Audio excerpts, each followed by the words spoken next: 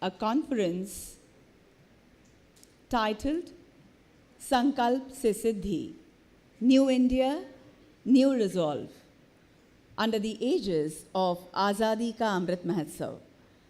This has been organized by the Ministry of Culture, Government of India, Confederation of Indian Industry, and India at 75 Foundation. Very soon, we will be having with us on stage the chief guest, Shri Nitin Gadkari ji, Honorable Minister of Road Transport and Highways, Government of India. Guest of honor, Shri Eknath Shinde ji, Honorable Chief Minister of Maharashtra, Shri Devendra Fadnavis ji, Honorable Deputy Chief Minister of Maharashtra. Guest of honor, Srimati Meenakshi Lekhi, Honorable Minister of State for External Affairs and Culture, Government of India. Mr. Sanjeev Bajaj, President, Confederation of Indian Industry. Mr. Chandrajit Banerjee, Director General, Confederation of Indian Industry. And Mr. Rajan Navani, Chairman, CII Council on India at 75. The inaugural session has the topic Towards an Inclusively Developed India at 100. This will have constructive conversations between the government and industry on the way forward in areas key to the country's future and to put it on the path of exponential and holistic growth. The government's initiative, Azadi Ka Amrit Mahotsav, is a good time to revisit this agenda and to make India future ready so that India stays on course to achieve its goal. After the inaugural session, we have lined up 2 industries sessions with a lunch break in between. Please note that the first industry session will begin immediately after the inaugural session. There will be no break after the inaugural, so you all are requested to remain seated after the inaugural session is over. The break will happen only after the first industry session, post which there will be the second industry session, and this one-day conference will conclude after the second industry session. So, ladies and gentlemen, a couple of more minutes, and as soon as the esteemed dignitaries and distinguished guests arrive in this historic, iconic crystal room of the Hotel Taj, we will be good to begin. Thank you for your attention.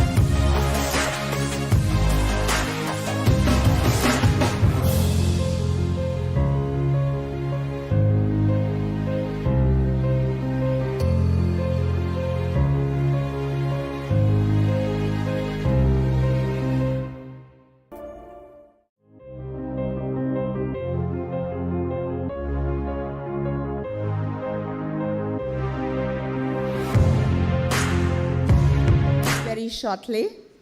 I hope you have turned your cell phones to the silent. All those standing behind can please be seated. Thank you for your cooperation. Let me give you a quick overview of today's program. The Ministry of Culture, Government of India, Confederation of Indian Industry, the CII, and India at 75 Foundation are jointly organizing the second edition of this multi-stakeholder conference, Sankalp Se Siddhi, under the umbrella of Azadi Ka Amrit Mahotsav, to commemorate India's 75th year of independence. The objective of this conference, Sankalp Se Siddhi, is to initiate a multi-stakeholder assessment of the country's sectoral and social achievements, especially in the last decade, to draw a roadmap for India at 100. The first edition of Sankalp Se Siddhi conference was organized on the 23rd of April this year at the Sushma Swaraj Bhavan in New Delhi and has set the context for constructive conversations between the government and the industry on the way forward in areas key to the nation's future and witnessed the presence of 3 ministers from the union government and 200 plus industry delegates. This second edition of Sankalp Se Siddhi conference will feature sector-specific sessions. We have 2 sessions, one prior to lunch and the other one post-lunch. Of course, all these 2 sessions will be followed by the inaugural to assess both achievements and gaps and use the learnings to draw up an aspirational development blueprint for India at 100. The inaugural session will see Shri Nitin Gadkari ji, Honorable Minister of Road Transport and Highways, Government of India, as the chief guest, and the guests of honor are Shri Eknath Shinde, Honorable Chief Minister of Maharashtra, Shri Devendra Fadnavis, Honorable Deputy Chief Minister of Maharashtra, Srimati Meenakshi Lekhi, Honorable Minister of State for External Affairs and Culture, Government of India, Mr. Sanjeev Bajaj, President CII, Mr. Chandrajit Banerjee, Director General CII, and Mr. Rajan Navani, Chairman CII Council on India at 75. देवी और सज्जनों, बस कुछ ही देर की दूरी है और इस आयोजन का हम शुभारंभ करेंगे। जो भी पीछे खड़े हैं उनसे दरख्वास्त है कृपया बैठ जाइएगा और मैं आशा करती हूँ आप सभी ने अपने मोबाइल साइलेंट पर रखे होंगे। शुक्रिया।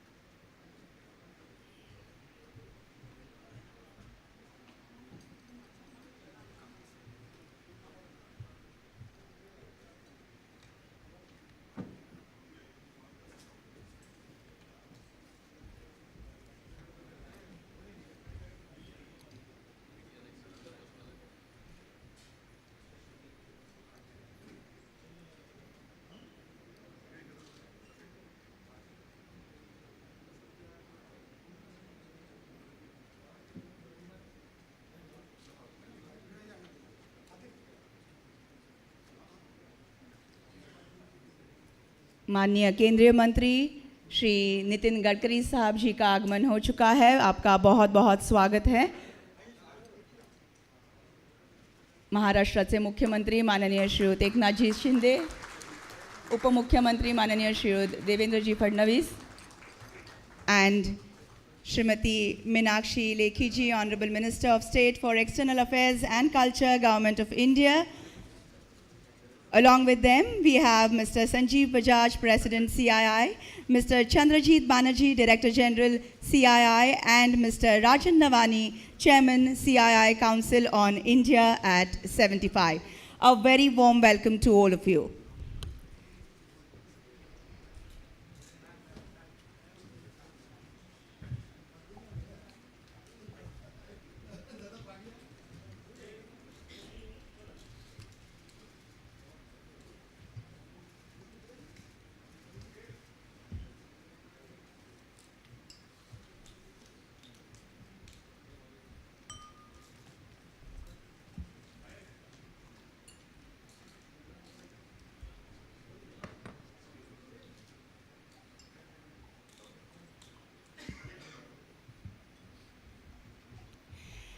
A very good morning, everybody. Good morning. On behalf of the Ministry of Culture, Government of India, Confederation of Indian Industry, and India at 75 Foundation, it gives me, Manasi, immense delight in extending a hearty welcome to all of you, especially the esteemed guests seated on the dais, the distinguished dignitaries, and all you invitees for the second edition of Sankalp Se Siddhi conference with the theme New India, New Resolve, under the aegis of Azadi Ka Amrit Mahotsav. Let me begin by calling upon Shri Chandrajit Banerjee, Director General of Confederation of Indian Industry, for the welcome address. Sir.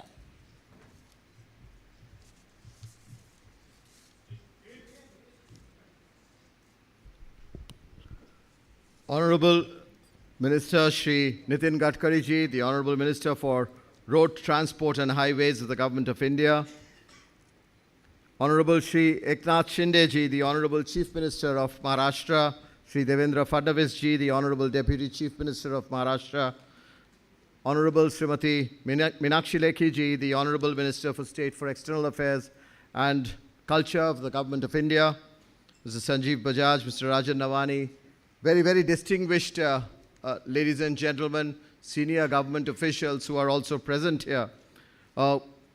Very good morning, good afternoon, and a very warm welcome to Sankalp Se Siddhi conference that we're doing here today.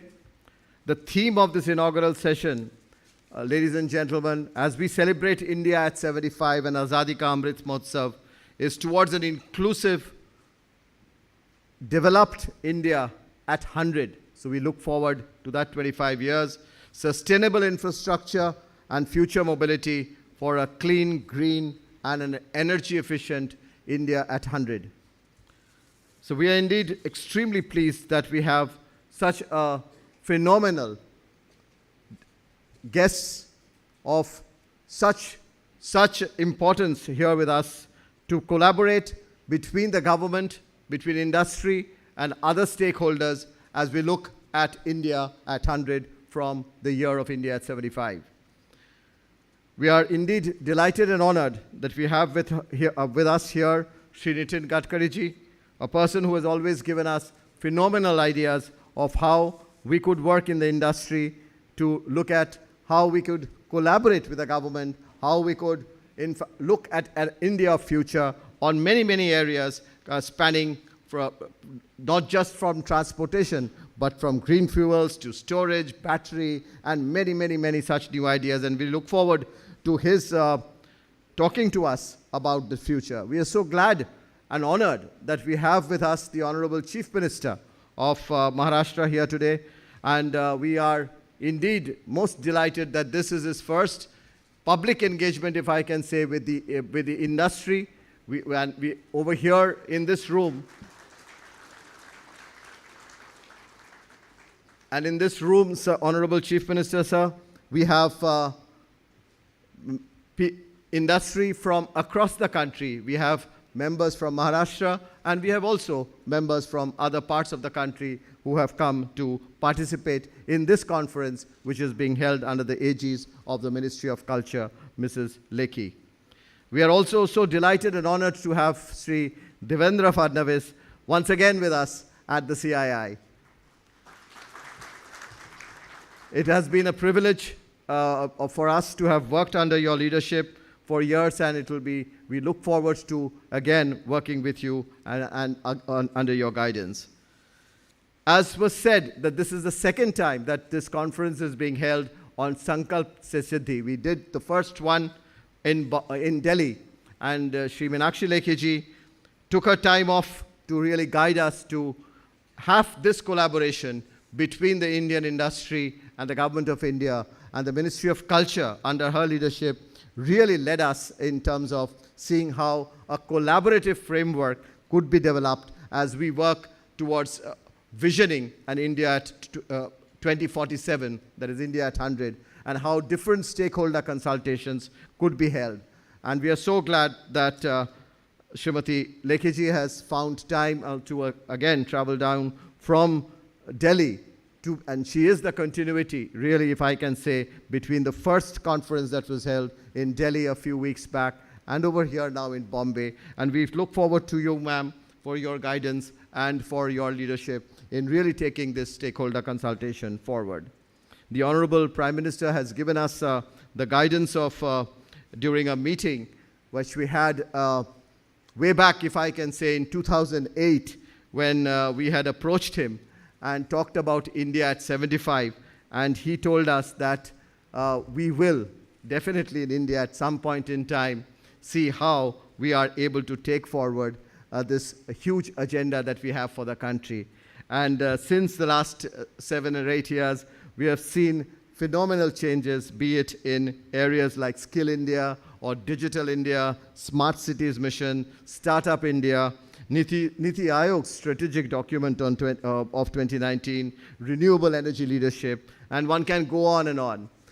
But I would not like to stand in the way of many of our great dignitaries that we have here present today, but would like to, on behalf of this entire hall present here, welcome our panel and welcome our guests of honors and chief guests for participating here with us. Ladies and gentlemen, please welcome all this brilliant panel with me. With that, we start the first program of the day, and I'll request the President of CII, Mr. Sanjeev Bajaj, to give his remarks on India at 75 work that has been happening.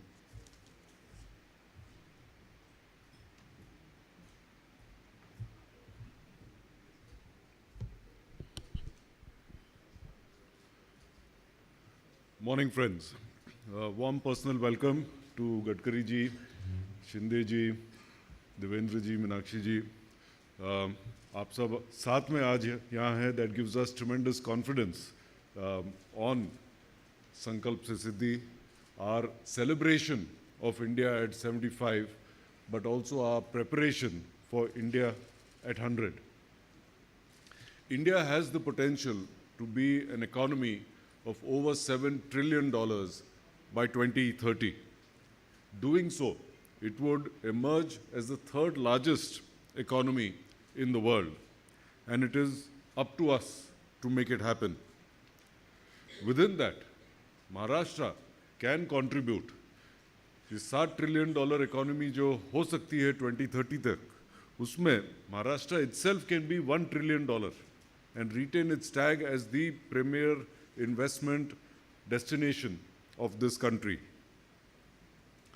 As the theme indicates, there will be many deliberations, discussions during the day to see how can we build an India that is an inclusively developed India, an India that is not just for the cities, but also for the towns and the villages, an India that is not just for the rich, but for everybody else. An India that doesn't earn only in some pockets, but while it does, it distributes all over, so that we build a new India together. CI believes that the Honorable Prime Minister's vision for Amrit Kal as a period of prosperity for India at 100 will guide us to achieve these landmark objectives. CI's theme for the year, keeping this in mind, is Beyond India at 75, building competitiveness, growth, sustainability, and internationalization. Keeping Amrit Kal in mind, CI has developed a strong agenda for the year to act as a starting point for the coming years. And let me just take you through a few points. The first is skill development. We know this is a very important initiative. CI has 40 model career centers around the country where almost 8 lakh youth have been provided counseling and over 4 lakh have actually been given placements. From these 40, we want to scale this up in this year to 60, take it up by 50%. And we will skill an additional 1.5 lakh youth and facilitate placement of over 2 lakh in the private sector. We will also add 5 multi-skill institutes, taking the total number to 9. And migrant labor facilitation centers are being planned in 4 cities through industry participation. The second area, very important, is technology and startups. The government's landmark policies under Startup India, Stand Up India, have already made India, as we know, the 3rd largest startup nation in the world, with over 70,000 registered startups. To further promote entrepreneurship and startups, CI will set up the CI Incubation Center for Startups at Hyderabad this year. We will also initiate state-level, multi-state level startup accelerator programs to support, help new startups and take them to a level where they can then get funding from others. CI also launched Digital Saksham, a project for digital literacy and adoption in the MSME sectors, because they are the ones who need that additional support. This project is being implemented in 7 states, covering 75,000 MSMEs this year, and we will scale it up to 3 lakh MSME over the next 3 years.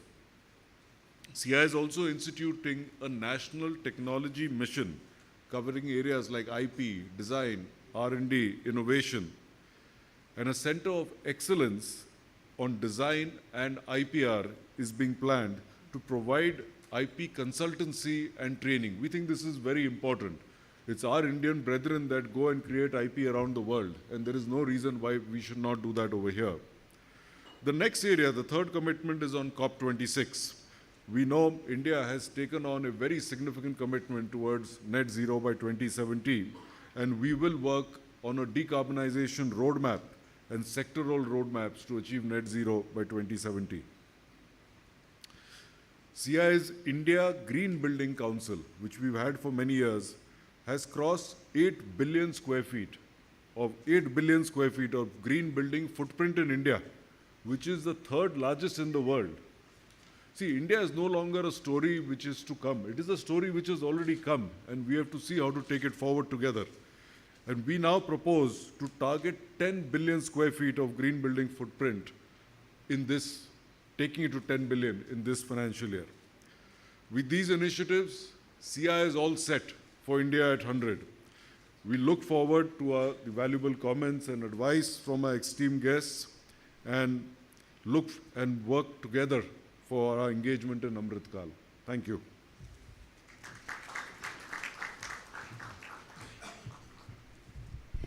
Thank you, Mr. Bajaj, for putting CII's varied activities and initiatives in a nutshell for all present. And now I invite the guest of honor, Srimati Meenakshi Lekhiji, Honorable Minister of State for External Affairs and Culture, Government of India, for her address. Thank you very much, Mr. Bajaj, Mr. Banerjee, and also Mr. Navatia, Eknath Shinde ji, Chief Minister of Maharashtra, Nitin Gadkari ji, Cabinet Minister, Road and Transport, Shri Devendra Fadnavis ji, Deputy CM Maharashtra. Ladies and gentlemen, a very warm welcome to this morning. And when we are discussing Sankalp Se Siddhi tak, तो पहले तो हम लोग तय कर लें कि अमृत महोत्सव, जो आज़ादी का अमृत महोत्सव प्रधानमंत्री मोदी जी ने 12 मार्च 2021 को डिक्लेयर किया, उसके पीछे मंशा क्या थी? What was the theme behind this declaration? The theme behind declaration was that let the coming generations learn the history of India, take pride in who they are and the kind of struggle this country has gone through, and stop taking things for granted. And it was this intention which was activated by this declaration. And especially when I'm talking to a business group, of course the conversation is going to be around economic developments, because through economic development only you're able to achieve the siddhi. जैसे कहते हैं कि बिना पेट भरे तो आप भजन भी नहीं कर सकते, सो बिना आर्थिक नीति के तो आप सिद्धि भी प्राप्त नहीं कर सकते. So for achieving well-being of all, economic development becomes the basis, one of the main important verticals of achieving development. But equally important or more important is change of mindset, and which is the change in thought process. So until and unless we come across we come across as confident beings, we come across as people who know what our goals are, where we wish to go, what we want to achieve. Until and unless that clarity exists, even economic development will not happen, and no economic development can make you developed until and unless you have the right thinking to carry on that developmental process. Just to share a little bit of data, when India got independence in 1947, the average age of an Indian was 21 years. Now imagine average age being 21 years. From there we have come to 70 plus years, 72 or 78. So that means this is a parameter, this is symbolic, but definitely a fact which throws light on how in 47 years we have achieved a part of equality, well-being of humans, nutritional levels, medical facilities, and development around extending a human life. This is an indicator. A human life is an indicator of developmental process, and which will obviously have implication on every other aspect. A simple thing like education. Could you have achieved all this without education?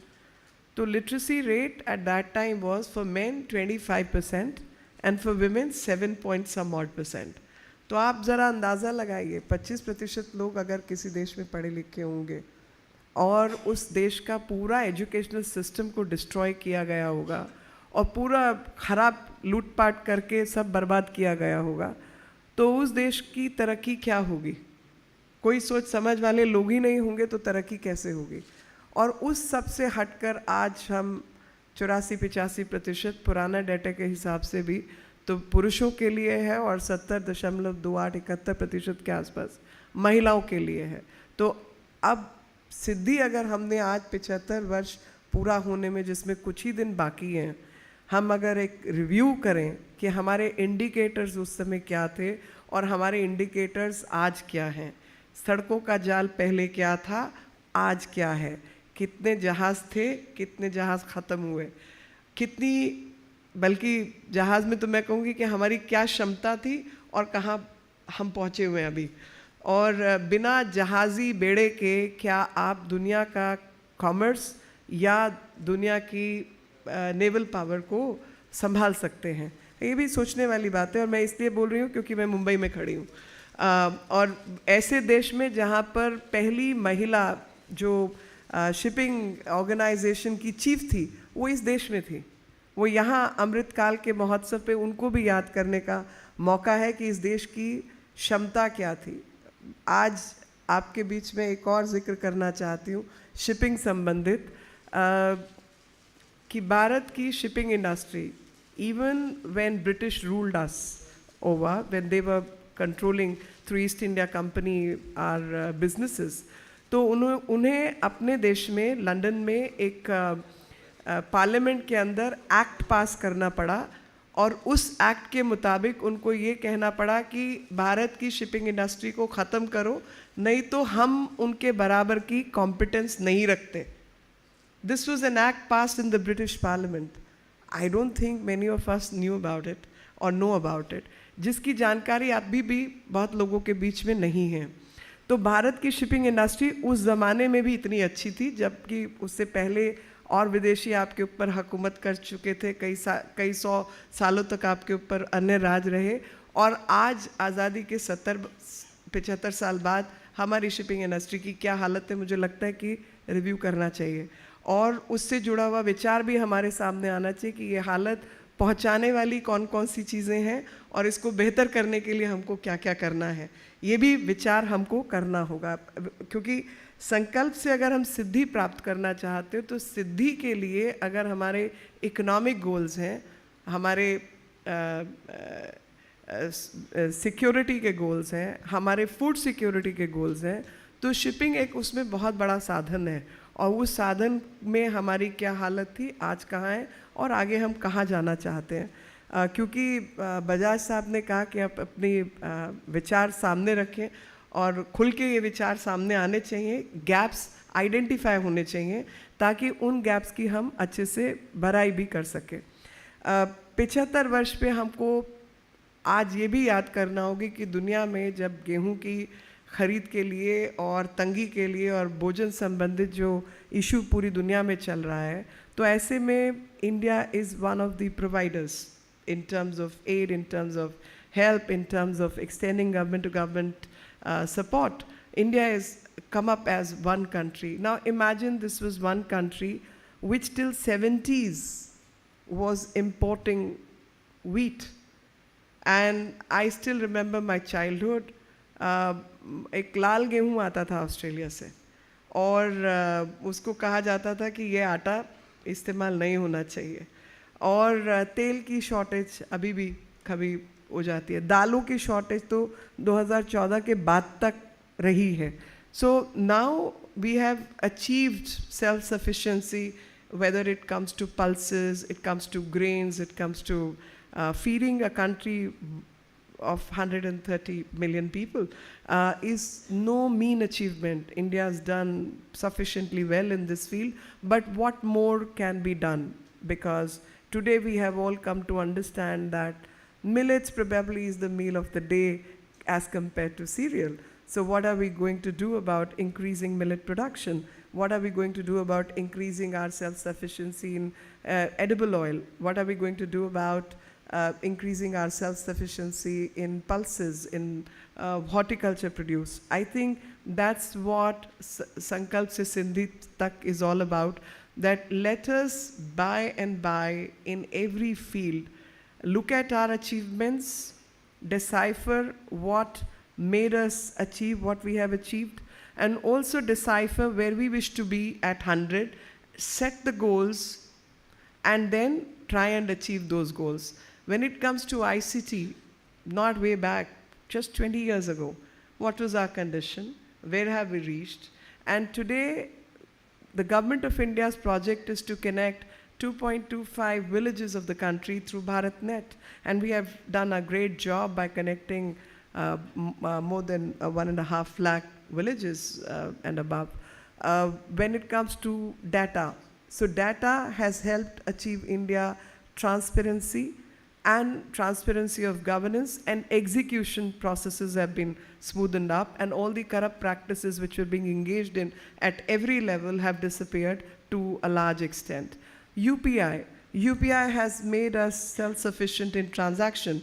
Today, India is one country which has the highest level of transaction.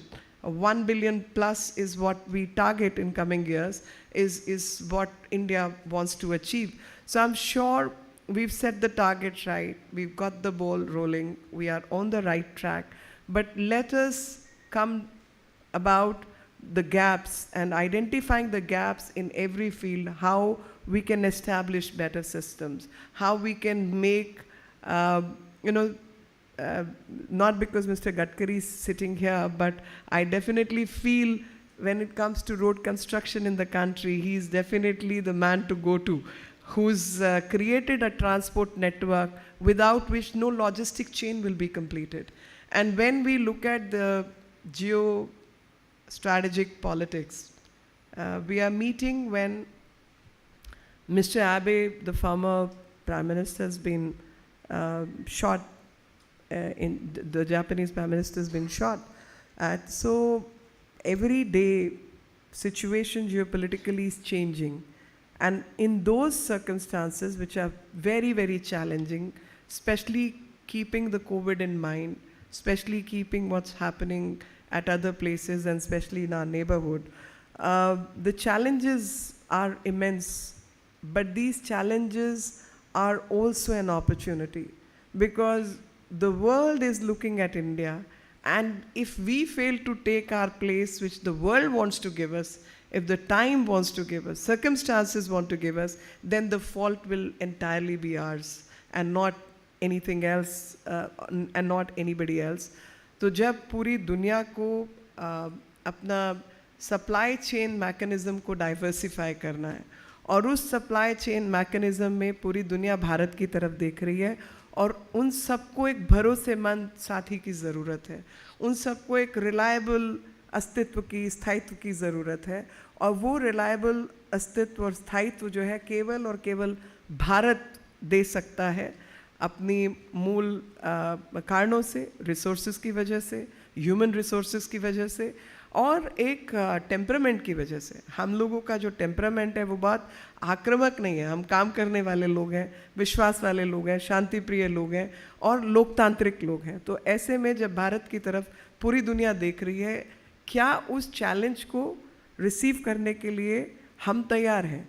हमें अपनी तैयारी अगर हमने ठीक नहीं की तो भारत 100 वर्ष में कहाँ पहुँचेगा? और 100 भी किसी भी देश के लिए कोई बहुत लंबा समय नहीं है। मतलब we are still a very young nation. In modern times we are a young nation, we are a old civilization but a young nation.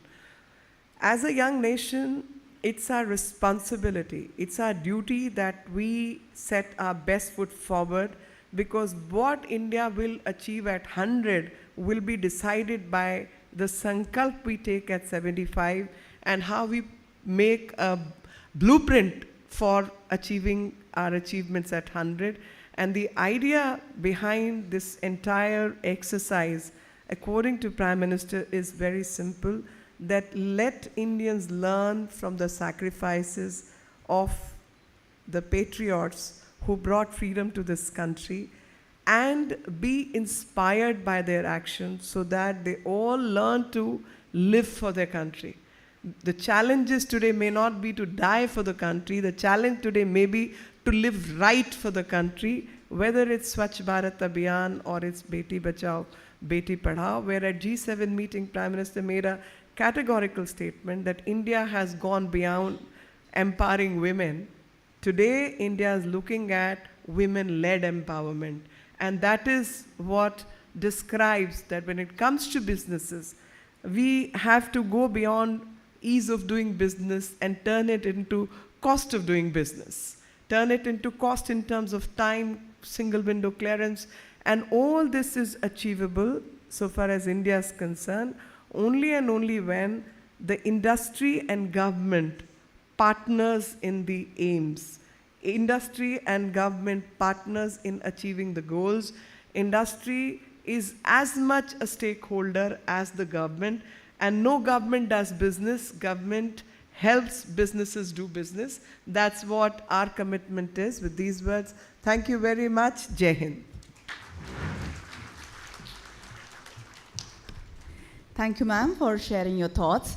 And now I invite our guest of honor, Shri Devendra Fadnavis ji, Honorable Deputy Chief Minister of Maharashtra, to share his thoughts on this significant occasion.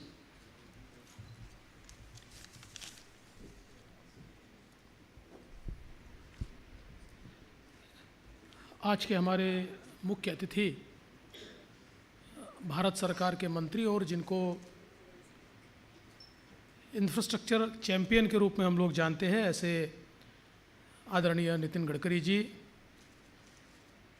Maharashtra के नूतन मुख्यमंत्री आदरणीय एकनाथ शिंदे जी, भारत सरकार में राज्य मंत्री के रूप में काम करने वाली आदरणीय मीनाक्षी लेखी जी, सीआईआई के प्रमुख श्री संजीव बजाज जी, चंद्रजीत बनर्जी, राजन नवानी जी, यहाँ उपस्थित सीआईआई के सभी मेंबर्स, देश के अलग अलग भागों से यहाँ पर पधारे हुए सभी बिजनेस, कॉमर्स, इंडस्ट्री के चैंपियंस, उपस्थित बहनों और भाइयों, मैं आप सभी को इस अमृत काल की बहुत बहुत शुभकामनाएं देता हूं और विशेष रूप से मिनिस्ट्री ऑफ कल्चर और सीआईआई का आभार व्यक्त करता हूं कि अभी कुछ दिन पहले ही शिंदे जी ने और मैंने शपथ ली और हमारी शपथ के बाद हमारा पहला पब्लिक कार्यक्रम ये आज का कार्यक्रम हो रहा है। तो पहला कार्यक्रम ही अमृत काल का कार्यक्रम हो, ये भी अपने आप में एक मैं ऐसा मानता हूँ कि बहुत महत्वपूर्ण है। हमारे देश के प्रधानमंत्री आदरणीय मोदी जी ने इस अमृत काल को अ मूवमेंट टू रिफ्लेक्ट इस प्रकार से हम सब लोगों को जिम्मेदारी दी है। हम क्या थे, हम क्या है और हम कहाँ जाना चाहते हैं। इस देश की गौरवशाली परंपराएं, उसका हमें अभिमान हो। जो गलतियां हुई है उसकी भी जानकारी, उसकी भी अनुभूति हमको हो और आगे जहां पहुंचना है उसका एक रोड मैप भी हमारे सामने हो। इसलिए इस अमृत काल का उपयोग इंडिया एट 75 हमने किया और इंडिया एट 75 में रिफ्लेक्ट करते हुए इंडिया एट 100 की हमारी परिकल्पना क्या होगी, इसका भी विचार हम मिलकर कर रहे हैं। और मैं ऐसा मानता हूं कि वर्तमान में जब भविष्य का विचार होता है तभी प्रगति होती है। आज जो चीज़ें हैं उन चीज़ों के ऊपर तो हम सब लोग काम करते ही हैं, किंतु जब तक संकल्प नहीं होता तब तक प्रगति नहीं होती। और कोरा संकल्प करके वो केवल एक स्वप्न होता है, लेकिन उसकी ओर जाने का रोडमैप तैयार करके जब संकल्प को हम सिद्धि में परिवर्तित करते हैं तभी स्वप्न पूर्ति की अनुभूति हम सभी लोगों को मिलती है। इसलिए मैं ये मानता हूं कि आज का कार्यक्रम ये बहुत महत्वपूर्ण कार्यक्रम है और विशेष रूप से अभी जिस प्रकार से मीनाक्षी जी ने बताया कि हम सभी लोग एक ऐसी कगार पर खड़े हैं जहां पर एक छलांग हमने लगाई है और बहुत ऊंची छलांग की तैयारी हो चुकी है। एक साथ मिलकर भारत हमारे प्रधानमंत्री जी के साथ अगर आगे बढ़ेगा तो संजीव जी ने जो बात कही 7 ट्रिलियन इकोनॉमी, मैं ऐसा मानता हूँ बिल्कुल हम लोग कर सकते हैं। और संजीव जी आपने जो बात कही बिल्कुल सही है। महाराष्ट्र तो भारत की अर्थव्यवस्था का पावर हाउस है, ये इंजन है, एक ग्रोथ इंजन है। और हमने 2015 में ये संकल्पना की थी कि 2030 तक हम $1 ट्रिलियन इकोनॉमी में पहुंचेंगे। और आज फिर एक बार उस संकल्प को मैं दोहराता हूं, हमारे नूतन मुख्यमंत्री एकनाथ शिंदे जी के नेतृत्व में महाराष्ट्र ये 2030 से पहले $1 ट्रिलियन इकोनॉमी होगा।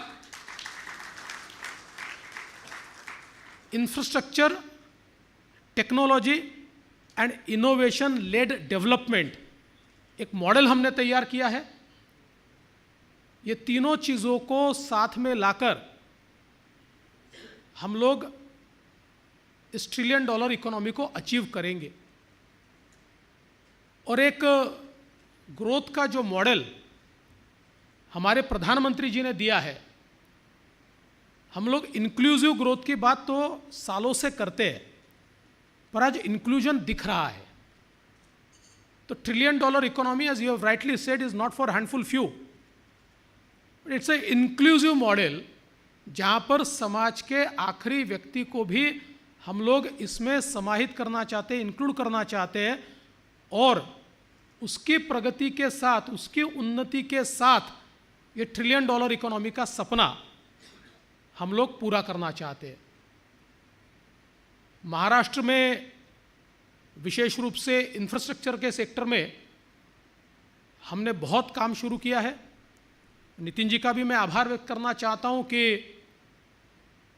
उनके मंत्रालय ने महाराष्ट्र में बहुत बड़े पैमाने पर एक नेटवर्क रोड्स का तैयार किया और तैयार हो रहा है। और इसके साथ साथ हम लोग एयरपोर्ट से, अभी न्यू मुंबई एयरपोर्ट तेजी से हम लोग उसको पूरा करना चाह रहे हैं। अलग अलग शहरों में मेट्रो का नेटवर्क हम देख रहे हैं। मुंबई में मेट्रो का नेटवर्क आज फिर एक बार हम तेजी से आगे ले जाना चाहते हैं। कभी कभी हमारे विकास में भी थोड़ी राजनीति हावी हो जाती है, लेकिन मुझे ऐसा लगता है कि उससे भी आगे जाकर हम लोग इस काम को पूरा करना चाहते हैं, सही समय पर काम पूरा करना चाहते हैं। आज बुलेट ट्रेन जो एक प्रधानमंत्री जी का सपना है, किन्हीं कारणों से महाराष्ट्र थोड़ा पीछे रह गया। गुजरात ने बुलेट ट्रेन के मामले में काम बड़ी तेज़ी से किया, पर मेरी और मुख्यमंत्री जी की बातचीत हुई और हमने तय किया कि हम इसको कोप अप करेंगे, क्योंकि ये केवल एक बुलेट ट्रेन नहीं है, एक ट्रांसपोर्टेशन की एक नई शुरुआत है। एक बुलेट ट्रेन जब बनेगी तो उसके चलते जो इकोसिस्टम हम तैयार करेंगे, पूरे देश को मुंबई के साथ जोड़ने का प्लान हम बुलेट ट्रेन के माध्यम से कर सकते हैं। इतनी क्षमता इस एक बुलेट ट्रेन में, इसलिए इसको पूरा करना हो, चाहे देश का सबसे बड़ा पोर्ट, आज तो जेएनपीटी सबसे बड़ा पोर्ट है, लेकिन जेएनपीटी से भी डीप ड्राफ्ट का और सबसे बड़ा पोर्ट ये महाराष्ट्र में तैयार करने की बात हो। नितिन जी जब मिनिस्टर थे, हमने उनके साथ एक एमओयू किया था। किन्हीं कारणों से कुछ समय उसमें कुछ एनवायरनमेंट के प्रॉब्लम्स थे, उनको सबको हमने दूर किया, और अब तो भारत सरकार ने ये तय किया है कि भारत सरकार उसको टेकअप करेगा और पोर्ट में जो भी प्रॉब्लम्स है उसको दूर करने का काम शिंदे जी और हम मिलकर करेंगे। और हमने तय किया है, क्योंकि Nagpur Mumbai communication super expressway Samruddhi Mahamarg जब शिंदे जी ने और हमने मिलकर किया, तो एक नया मॉडल हमने दिखाया कि जब हम लोगों को साथ में लेते हैं तो विरोध कम होता है। 700 किलोमीटर के रोड का 100% लैंड एक्विजिशन 9 महीने में हमने पूरा किया, और आज रोड शुरू होने की कगार पर है। उसका एक फेज़ जल्दी हम लोग लोगों के लिए उसको ओपन करेंगे। तो हम ये चाहते हैं कि चाहे पोर्ट का डेवलपमेंट हो, तो एक एक आदमी की बात को सुनकर उसको उसमें इंक्लूड करके, part of the growth story, ऐसा हर व्यक्ति को इंक्लूड करके हम उसको पूरा करेंगे। और मेरा विश्वास है कि ये पोर्ट जिस दिन हम लोग तैयार कर पाएंगे, उस दिन ये जो ट्रिलियन डॉलर इकोनॉमी का सपना है, ये सपना बहुत तेज़ी के साथ हम पूरा कर पाएंगे। आज हम लोग चाहते हैं कि ट्रांसपोर्टेशन के सेक्टर में पब्लिक ट्रांसपोर्ट महाराष्ट्र में हम कंप्लीट पब्लिक ट्रांसपोर्ट ये क्लीन फ्यूल पर ले जाए, और उसको एक हम लोग उसकी फेजेस भी तैयार कर रहे हैं। आने वाले दिनों में पब्लिक ट्रांसपोर्ट में कहीं पर भी कन्वेंशनल फ्यूल का इस्तेमाल न हो, इस प्रकार का भी प्रयास हम लोग करेंगे, जिसकी शुरुआत हमने महानगरों से की है।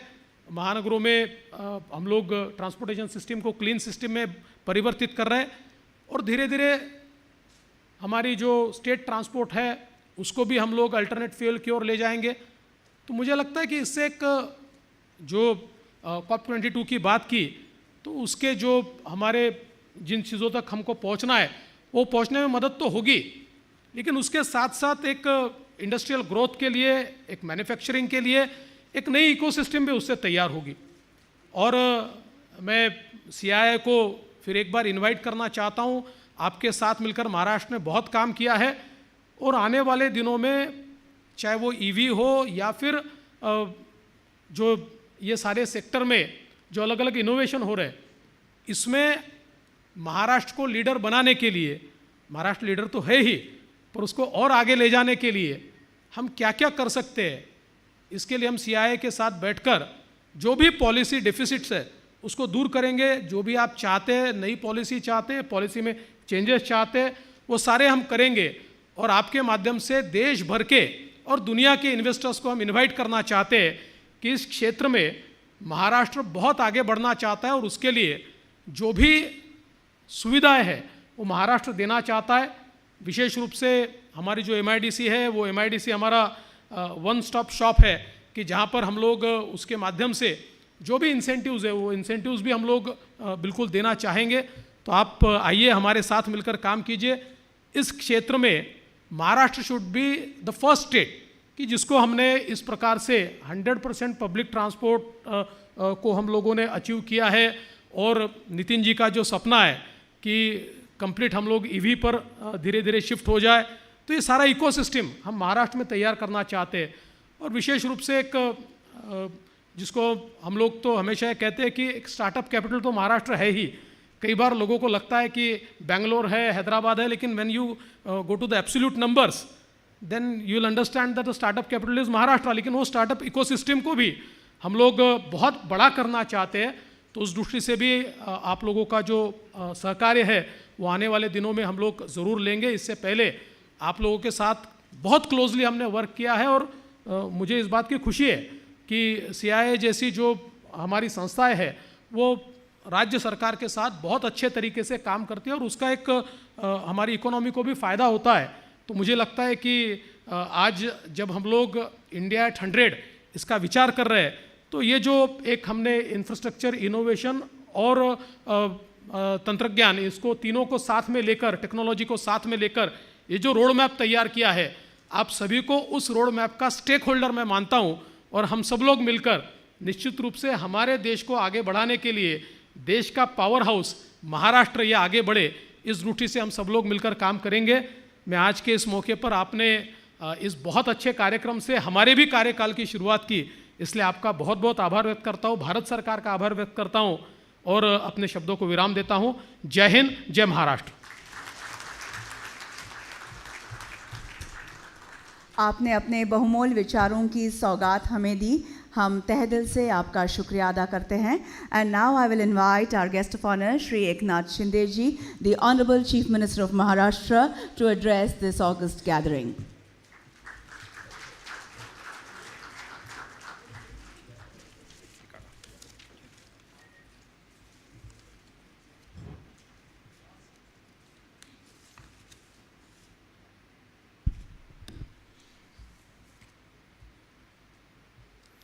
आज़ादी का अमृत महोत्सव, संकल्प से सिद्धी या कार्यक्रमामध्ये उपस्थित केंद्रीय रोड ट्रान्सपोर्ट, हायवे खूप अगदी मजबूत असलेले मंत्री कामामुळे आमचे मार्गदर्शक नितीन गडकरी साहेब आणि दुसरे आमचे मार्गदर्शक उपमुख्यमंत्री देवेंद्र फडणवीस साहेब, Shrimati minister of state for external affairs Meenakshi ji Lekhi ji, Sanjiv Bajaj ji, Chandrajit Banerjee, Rajan Nawani, सर्व व्यासपीठावरील उपस्थित मान्यवर, थोडं मराठीत सगळ्यांनाच मी मनापासून आज या ठिकाणी धन्यवाद देतो आणि CIIचे सर्व सहकारी, सर्व अधिकारी, पत्रकार बांधव भगिनी आणि सर्व मित्रांनो, संकल्प सिद्धी हा जो कार्यक्रम या ठिकाणी आयोजित केला आहे, CII आणि त्यांचे सर्व सहकारी यांचं देखील मी पुन्हा एकदा मनापासून स्वागत करतो.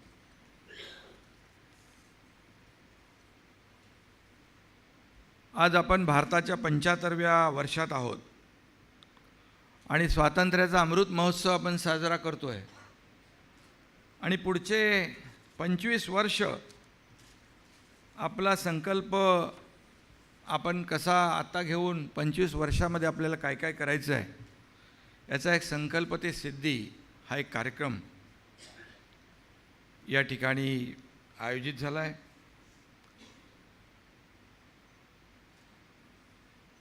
सबसे पहले मैं यहाँ पर फिर एक बार केंद्रीय मंत्री गडकरी साहब को धन्यवाद देता हूँ. उनका तहे दिल से मैं स्वागत करता हूँ इस महाराष्ट्र की धरती पे.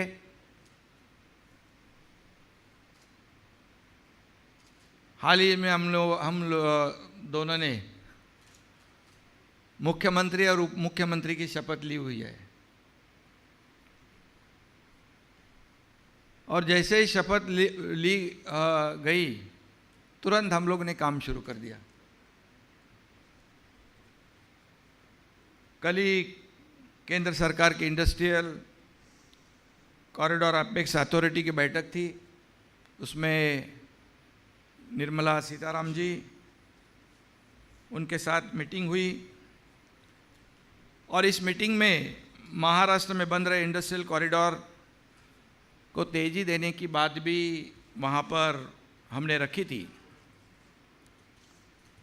और 3-4 इंडस्ट्रियल कॉरिडोर जो है मुंबई दिल्ली, मुंबई नागपुर, मुंबई बेंगलोर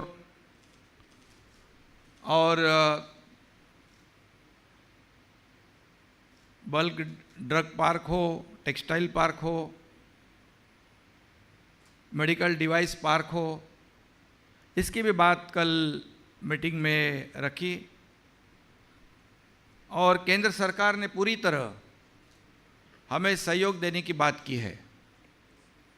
क्योंकि आप सब जानते हो ये सरकार जो गठित हुई है ये हमारे हिंदू हृदय सम्राट बाला साहेब ठाकरे जी के विचार वाली सरकार है और उसके लिए हमें प्रधानमंत्री मोदी जी ने आशीर्वाद दिया हुआ है और गृह मंत्री जी ने भी दिया है और गडकरी साहब का तो है ही है, वो हमारे ही है, नड्डा जी भी है.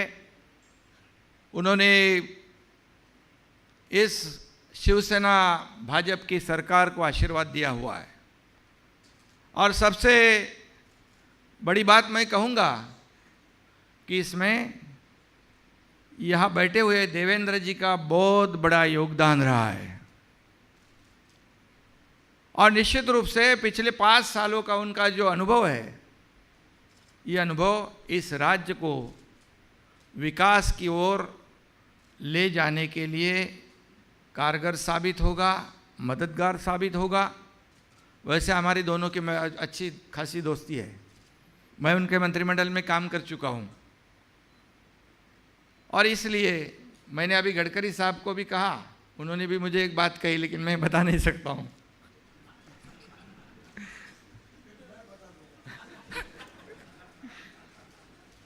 तो मैंने उनको कहा सब ठीक है, लेकिन आपका सहयोग हमें जरूर लगेगा। बोले बिल्कुल, पहले भी किया है और ज़्यादा करूँगा अभी।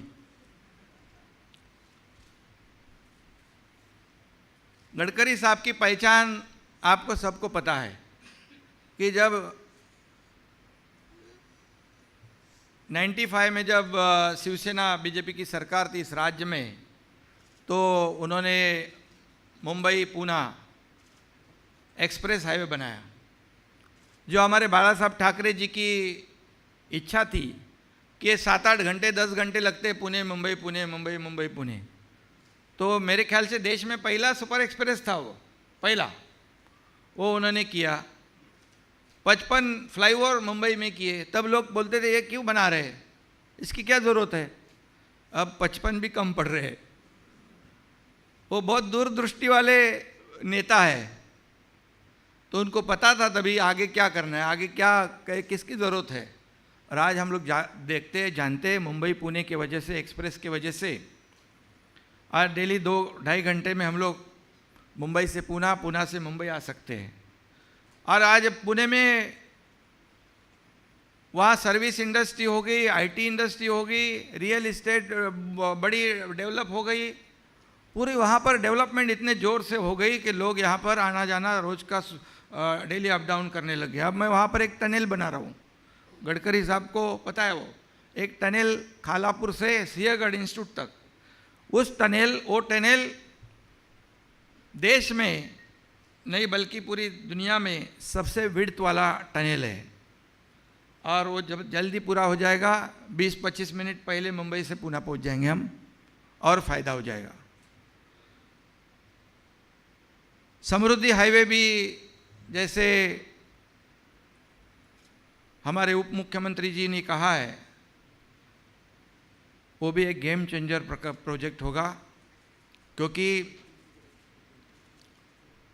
उसकी वजह से सिर्फ हाईवे नहीं है, वो 700 किलोमीटर की दूरी, 15 घंटे की दूरी 6 से 7 घंटे में पूरी करेंगे हम लोग। उसको नाम भी हम लोग ने हिंदू हृदय सम्राट बाला साहब ठाकरे जी का दिया हुआ है।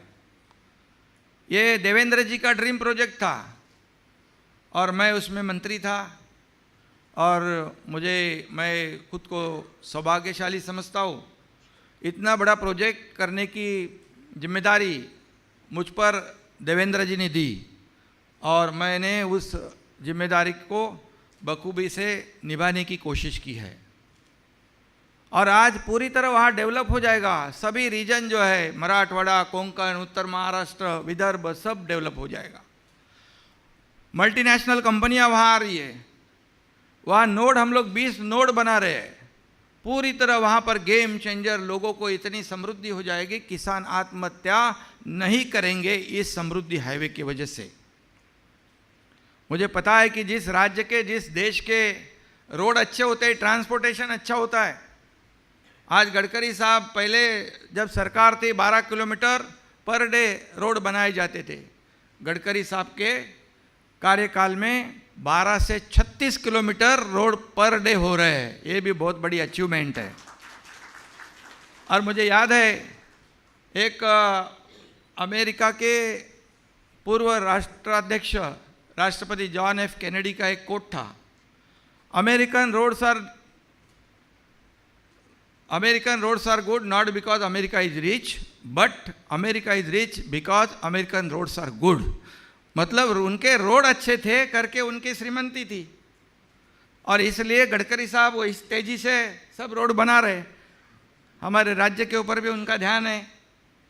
हमको भी वो सीआरएफ और नेशनल हाईवे और एमएसआरडीसी, पीडब्ल्यूडी को भी बहुत से कहा, उन्होंने फंड्स दिए हुए, आगे और ज़्यादा देना पड़ेगा, क्योंकि हमारे सरकार से लोगों की अपेक्षाएं बढ़ चुकी है। हम लोगों ने जो सरकार स्थापित की है, इससे जो आम पब्लिक है, जो सामान्य मानुष है, उसको अपेक्षा बढ़ गई है। और इसलिए गडकरी साहब निश्चित रूप से हमें साथ देंगे। महाराष्ट्र ये जो संतों की, वीरों की भूमि है और महाराष्ट्र देश का ग्रोथ इंजन रहा है हमेशा। यह विकास इतनी तेजी से इस महाराष्ट्र में हो सकता है, वैसे पोटेंशियल है, स्कोप है, इंफ्रास्ट्रक्चर है। इसलिए इंडस्ट्री को बढ़ावा देने के लिए इस राज्य में पहले बहुत से एमओयू आप लोगों ने सुने होंगे, लेकिन प्रत्यक्ष काम, प्रत्यक्ष जो इंडस्ट्री यहाँ आने के लिए जो भी सरकार की तरफ से जो भी सहयोग चाहिए, ये सरकार, हमारी सरकार पूरी तरह से देगी। क्योंकि यहाँ इंडस्ट्री को बढ़ावा देने का काम करना, इसको हम लोग ने प्राथमिकता दी है। और निश्चित रूप से यहाँ पर सभी तरह की, आप जैसे हमारे देवेंद्र जी ने कहा है कि सीआईआई के साथ हम मिलेंगे, बैठेंगे, कैसे हम आगे बढ़ सकते हैं, कैसे इस राज्य को आगे बढ़ा सकते हैं और इंडस्ट्री को बढ़ावा दे सकते हैं, निश्चित रूप से ज़रूर वो किया जाएगा। आज हम लोग जानते हैं इस राज्य का जीडीपी भी सबसे ऊपर है, निश्चित रूप से एक्सपोर्ट भी 22% है, एफडीआई जो है वो भी 26% है। और सेंट्रल गवर्नमेंट का जो स्किल रिपोर्ट है 2021 का, इसमें जो हमारे राज्य में जो टैलेंट है वो भी 1 नंबर पे है। और निश्चित रूप से यहाँ के लोग बहुत होशियार भी है। हम लोग जानते हैं, कभी पेपर में पढ़ते, न्यूज़ में देखते, हमारे महाराष्ट्र का एक कोई इंजीनियर हो या कोई आदमी हो प्रदेश में जाके अच्छा काम कर रहा है। तो ये सब जो है, तो निश्चित रूप से हम लोग उसका पूरा यहाँ यूटिलाइज करेंगे।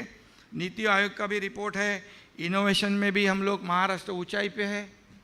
ये सब जो है गुड गवर्नेंस में है, सब यहाँ पर जितना भी है, हम लोग निश्चित रूप से आपको एक ही कहेंगे हम लोग कि साथ में मिलकर हम लोग आगे बढ़ेंगे। आज इस राज्य में हर समाज के हर घटक को, किसान हो, किसानों के लिए हम लोग ने कहा था कि किसान आत्महत्या मुक्त महाराष्ट्र हम करेंगे।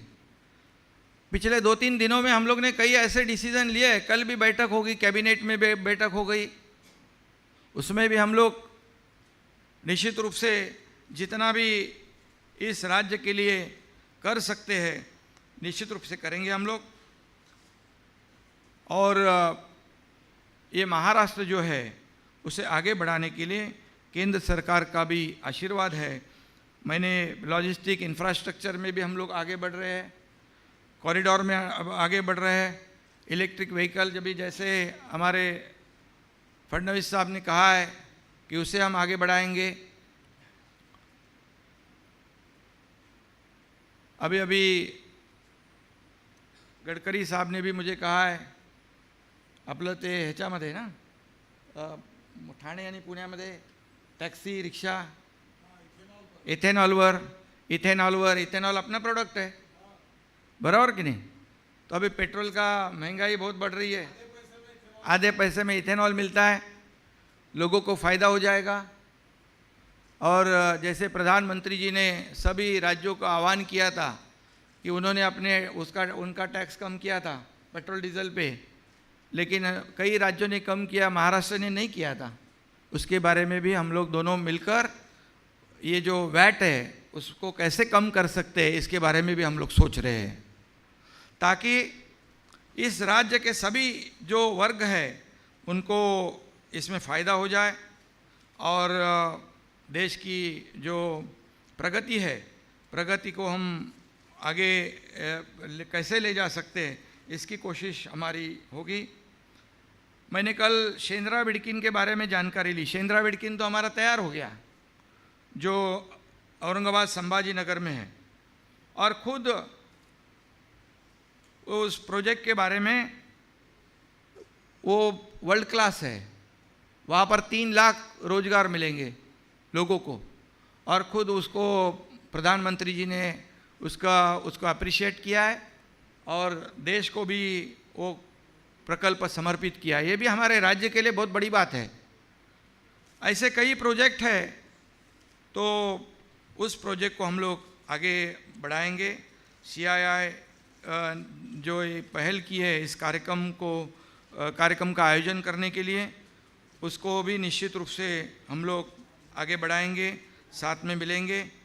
इसमें जो हर घर तिरंगा इस कार्यक्रम का भी आयोजन भारत सरकार की ओर से किया हुआ है,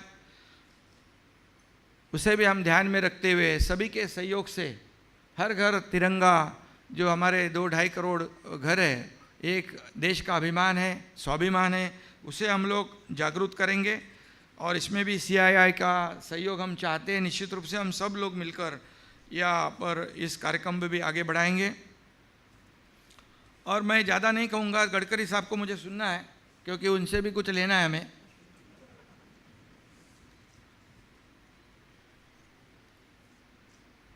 तो आणि आम्ही नवीन सरकार स्थापन केलेलं आहे, तर आपलं सहकार्य आम्हाला साहेब पाहिजे। तुम्ही नक्की देणार, तुमच्या बाजूला देवेंद्रजी बसलेले आहेत। त्यामुळे शेवटी सर्वसामान्य लोकांचे हे सरकार, सर्वांनाच न्याय देणारं सरकार, शेतकरी, कामगार, कष्टकरी, समाज के सभी वर्ग को बढ़ावा देने का काम हम लोग करेंगे। और इसमें अहम भूमिका जो है इंडस्ट्री की रहती है। इंडस्ट्री जो पिछले कई सालों में जो परिस्थिति बदल चुकी है, उसमें हम लोग बदलाव लाना चाहते हैं। जैसे यहाँ पर कुछ इंडस्ट्री दूसरे स्टेट में गई है, वो क्यों गई, इसके भी कारण जो है हम उसके ढूंढने की कोशिश करेंगे और उनको जो भी सुविधा है वो सुविधा देने का काम राज्य सरकार निश्चित रूप से करेगा। इतना ही मैं इस वक्त कहता हूँ। और मैंने कहा है कि हमारी सरकार शिवसेना भाजपा की सरकार बनी हुई है और लोगों की अपेक्षा काफ़ी है हमारे से। फिर एक बार मैं कहूँगा कि केंद्र सरकार हमारी गार्जियन सरकार है और प्रधानमंत्री जी ने भी हमें आशीर्वाद दिया है शपथ विधि से पहले कि पूरी तरह पूरी ताकत के साथ केंद्र सरकार आपके साथ है, राज्य के विकास के लिए कुछ भी कम नहीं पड़ेगा। ऐसी बात खुद स्वयं प्रधानमंत्री जी ने कही है। और इसलिए हम लोग सब मेहनत करने वाले लोग हैं, 24/7 काम करने वाले लोग हैं। आज भी हम लोग, मैं मुख्यमंत्री के हैसियत से आपके सामने खड़ा हूँ। अभी देवेंद्र जी को तो पहले अनुभव है, वो तो बिल्कुल एकदम पूरी तरह सीजनड है।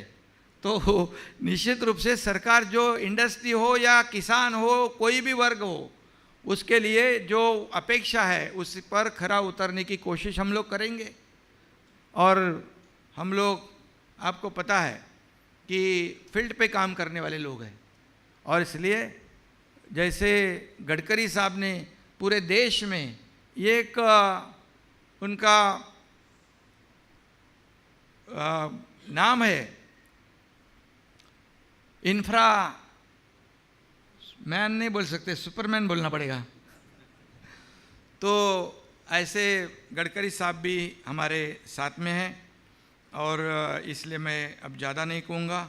इस देश को भी प्रधानमंत्री जी के नेतृत्व में आगे बढ़ाएंगे और ये देश भी हम सब लोग मिलकर एक सुपर पावर बनाएंगे।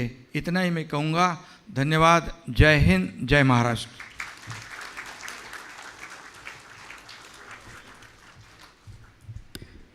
आज के इस अहम अवसर पर आपने उपस्थित सभी को संबोधित किया, हम आपके बहुत बहुत आभारी हैं। धन्यवाद। Now, ladies and gentlemen, we will play a short film. Kindly take a look at the screens.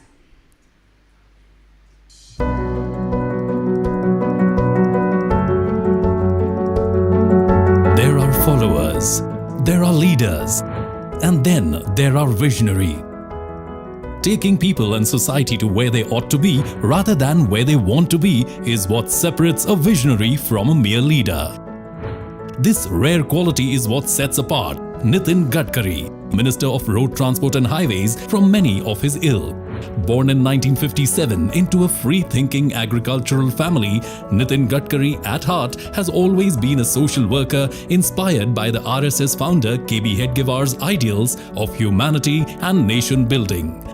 Taking off as a Minister of the Public Works Department in 1995, Nitin Gadkari made groundbreaking changes in the speed the city of Mumbai traveled. So impressed was the then PM Atal Bihari Vajpayee ji with Gadkari ji's performance as PWD Minister that he offered him a responsibility of weaving road nets in the whole of rural India. The outstanding Swarnim Chaturbhuj Yojana, of which Shri Gadkari ji was the chairman, is the culmination of these efforts. 55 flyovers dotting the city have made commuting in Mumbai much easier than ever before. The foundation for the magnificent Bandra-Worli Sea Link was also readied during this time.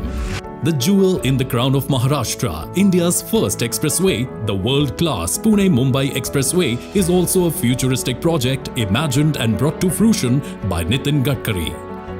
Connecting over 13,000 unconnected villages with an all-weather $100 million project is another feat accomplished by this far-sighted visionary.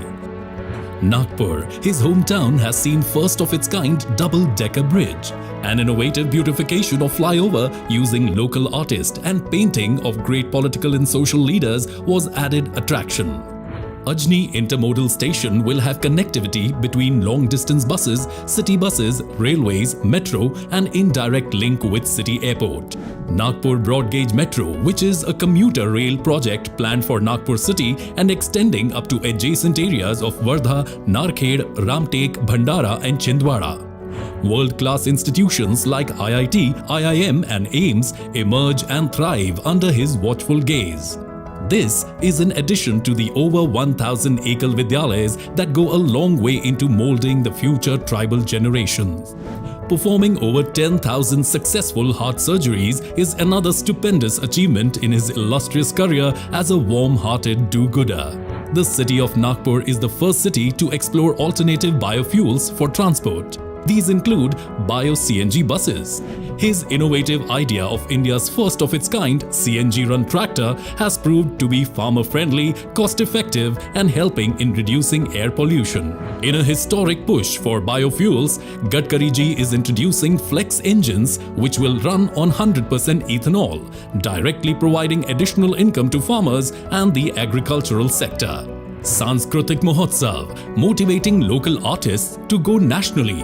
Krida Mahotsav, supporting local sportsmen to showcase their abilities and motivate them to go nationally and on Olympic level. Projects like AgroVision are helping farmers with latest technologies and practices. His idea of using sewage water for power generation, use of ethanol as fuel have added a whole new dimension to the city's development program. As India's current Minister of Road Transport Highways, he has re-energized the whole sector with his clear vision.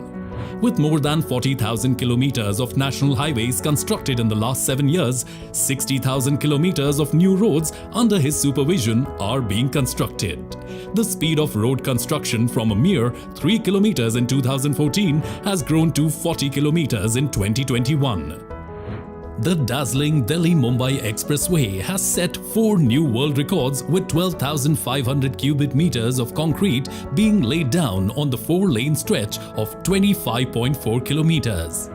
These world records are as follows: highway construction rate at 37 kilometers per hour, construction of 2.5 kilometer long 4-lane concrete road near Vadodara at Delhi-Mumbai Expressway in 24 hours, laying down of 26 kilometer long bitumen road at Solapur-Bijapur section of NH52 in 21 hours.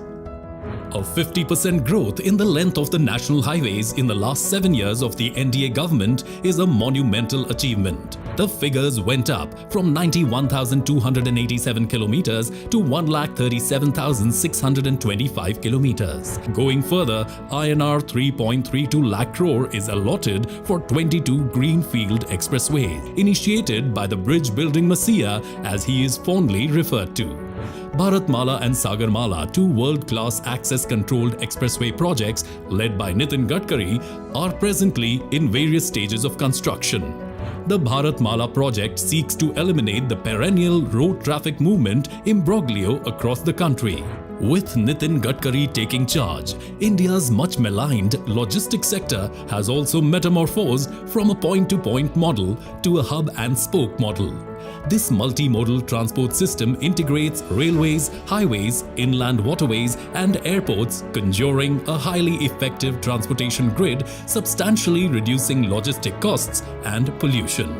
35 multimodal logistic parks, 50 economic corridors, 10 intermodal stations are being readied for the monumental effort. Logistics summits with the international participants, including government organizations and the World Bank, leading to MOUs worth 2 lakh crore, have been held to add muscle to the initiative. Among his other endeavors, unprecedented progress is evident in port industrialization, national water highway traffic, jetties for coastal tourism, Ganga Yamuna cleaning, fundraising, asset monetization project, toll operate transfer. As MSME Minister, he has gone all the way to promote entrepreneurship, helping rural youth to adopt Khadi as a means of self-employment. The MSME Ministry has also found wings under Mr. Gadkari. He changed the definition for classification of MSME. Now, a company investing 1 crore and earning a turnover of 5 crore will be classified as micro company. The portal Udyam Registration (UR) offers faceless, fully online, paperless and transparent MSME registration process, fully integrated with income tax and GSTN systems. His brainchild, Jal Kranti, Buldhana pattern of water conservation, which changed economy of villages by rejuvenating water bodies, has won a global award. Mr. Gadkari introduced the first ever vehicle scrapping policy, which proved to be the fight against pollution and in the interest of road and vehicle safety. New FASTag policy is helping commuters to save their fuel and time on toll plazas. Some of his major work, like unprecedented push for research and development in electric vehicles, leading research and development for usage of waste materials in highway construction to cut down highway construction costs and generate wealth out of waste materials, developing ropeways and funicular railways in the remotest parts of the country, thus boosting tourism. Panchgaon project for women of making carpets from scrap cloth is a classic example of women empowerment. Khadi Prakritik paint, which is made from cow dung, is aiding in employment in rural areas and have exponentially improved rural economy. When all industries were shut in the pandemic, Mr. Gadkari empathized with people by conducting webinars and 800+ video conferences. His quick decision-making in procuring oxygen (PPE) kits helped those affected by the deadly virus. He generously donated ambulances to NGOs, helped to set up oxygen plants, factory to make remdesivir injections and injections for mucormycosis. Thus, by showcasing strong leadership and taking quick decisions, he handled the COVID situation effectively. His affable nature goes beyond everyday personal equations as he continues to transmit his radiance and ideas to every individual or organization with his unmatched zeal.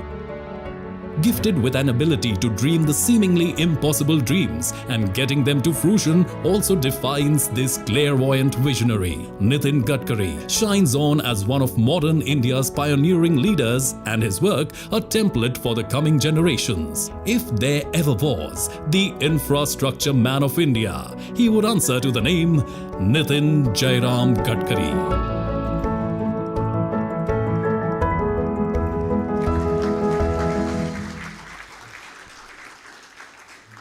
That showcase the untiring efforts taken by Gadkari ji to leverage the pace of the nation on the path of progress. This calls for a resounding of claps.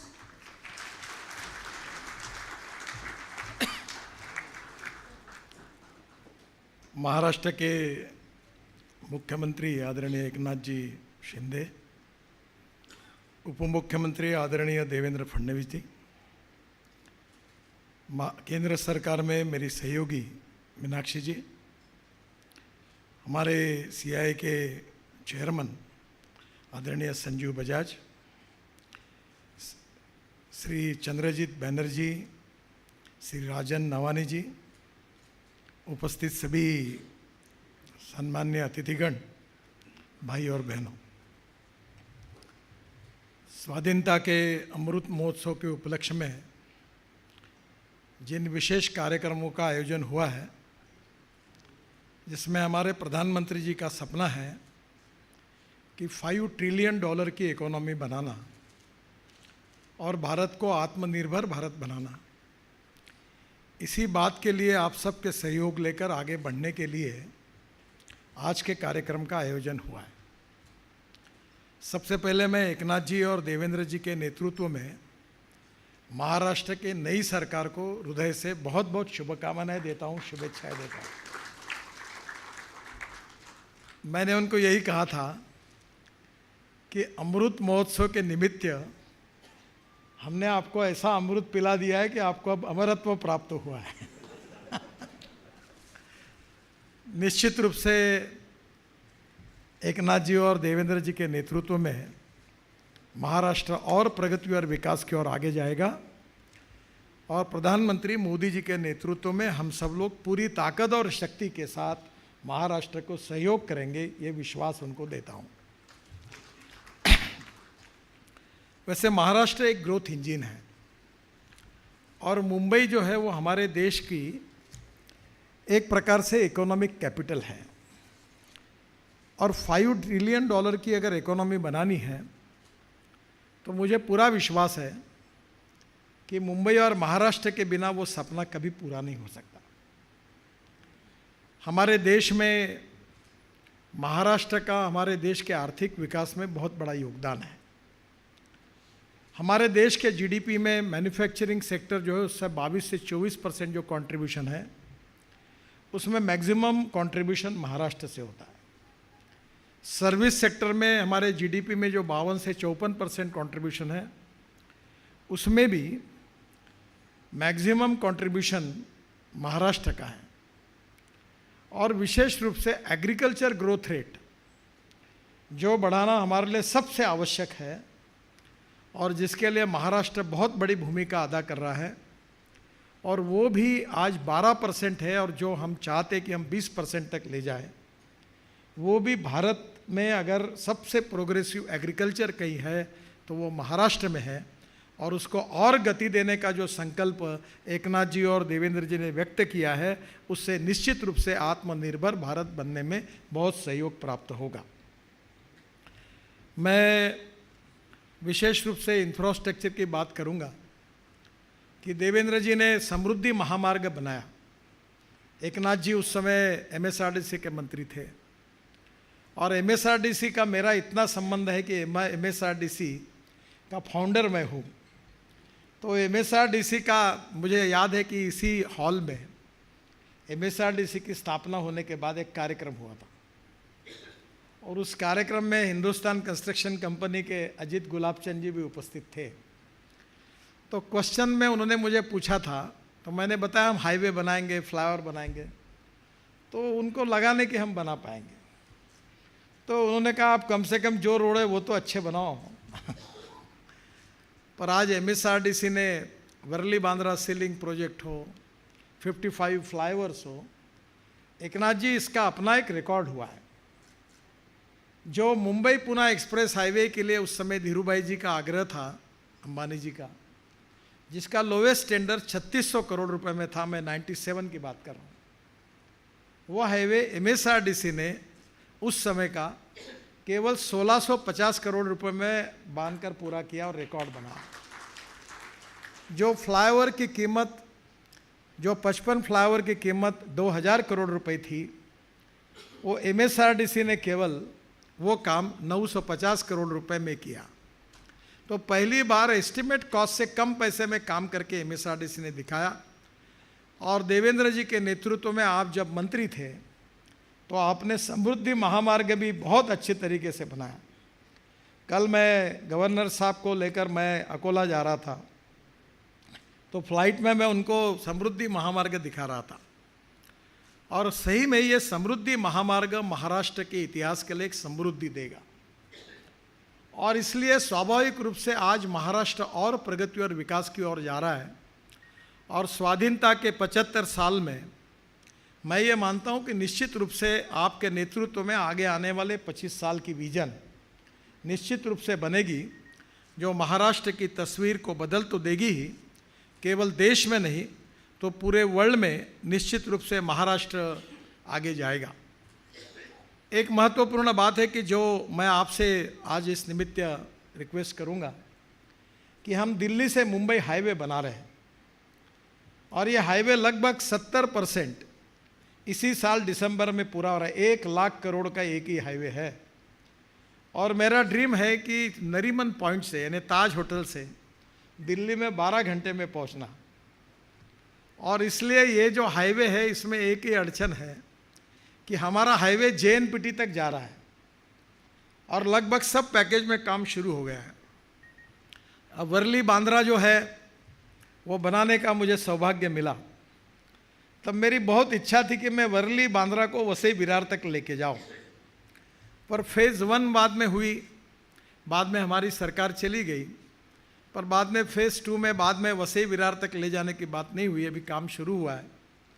पर मैंने उसके लिए आगे 50,000 करोड़ रुपए का बहुत बड़ा जो वर्ली बांद्रा को लिंक करने वाला नरीमन पॉइंट से लेकर, क्योंकि इधर आपने फिर ये कोस्टल रोड बनाया तो डायरेक्ट हम लोग दिल्ली तक पहुंच जाएंगे, तो 50,000 करोड़ का एक बहुत बड़ा ब्रिज बनाकर DPR बना के मैंने तैयार रखा है।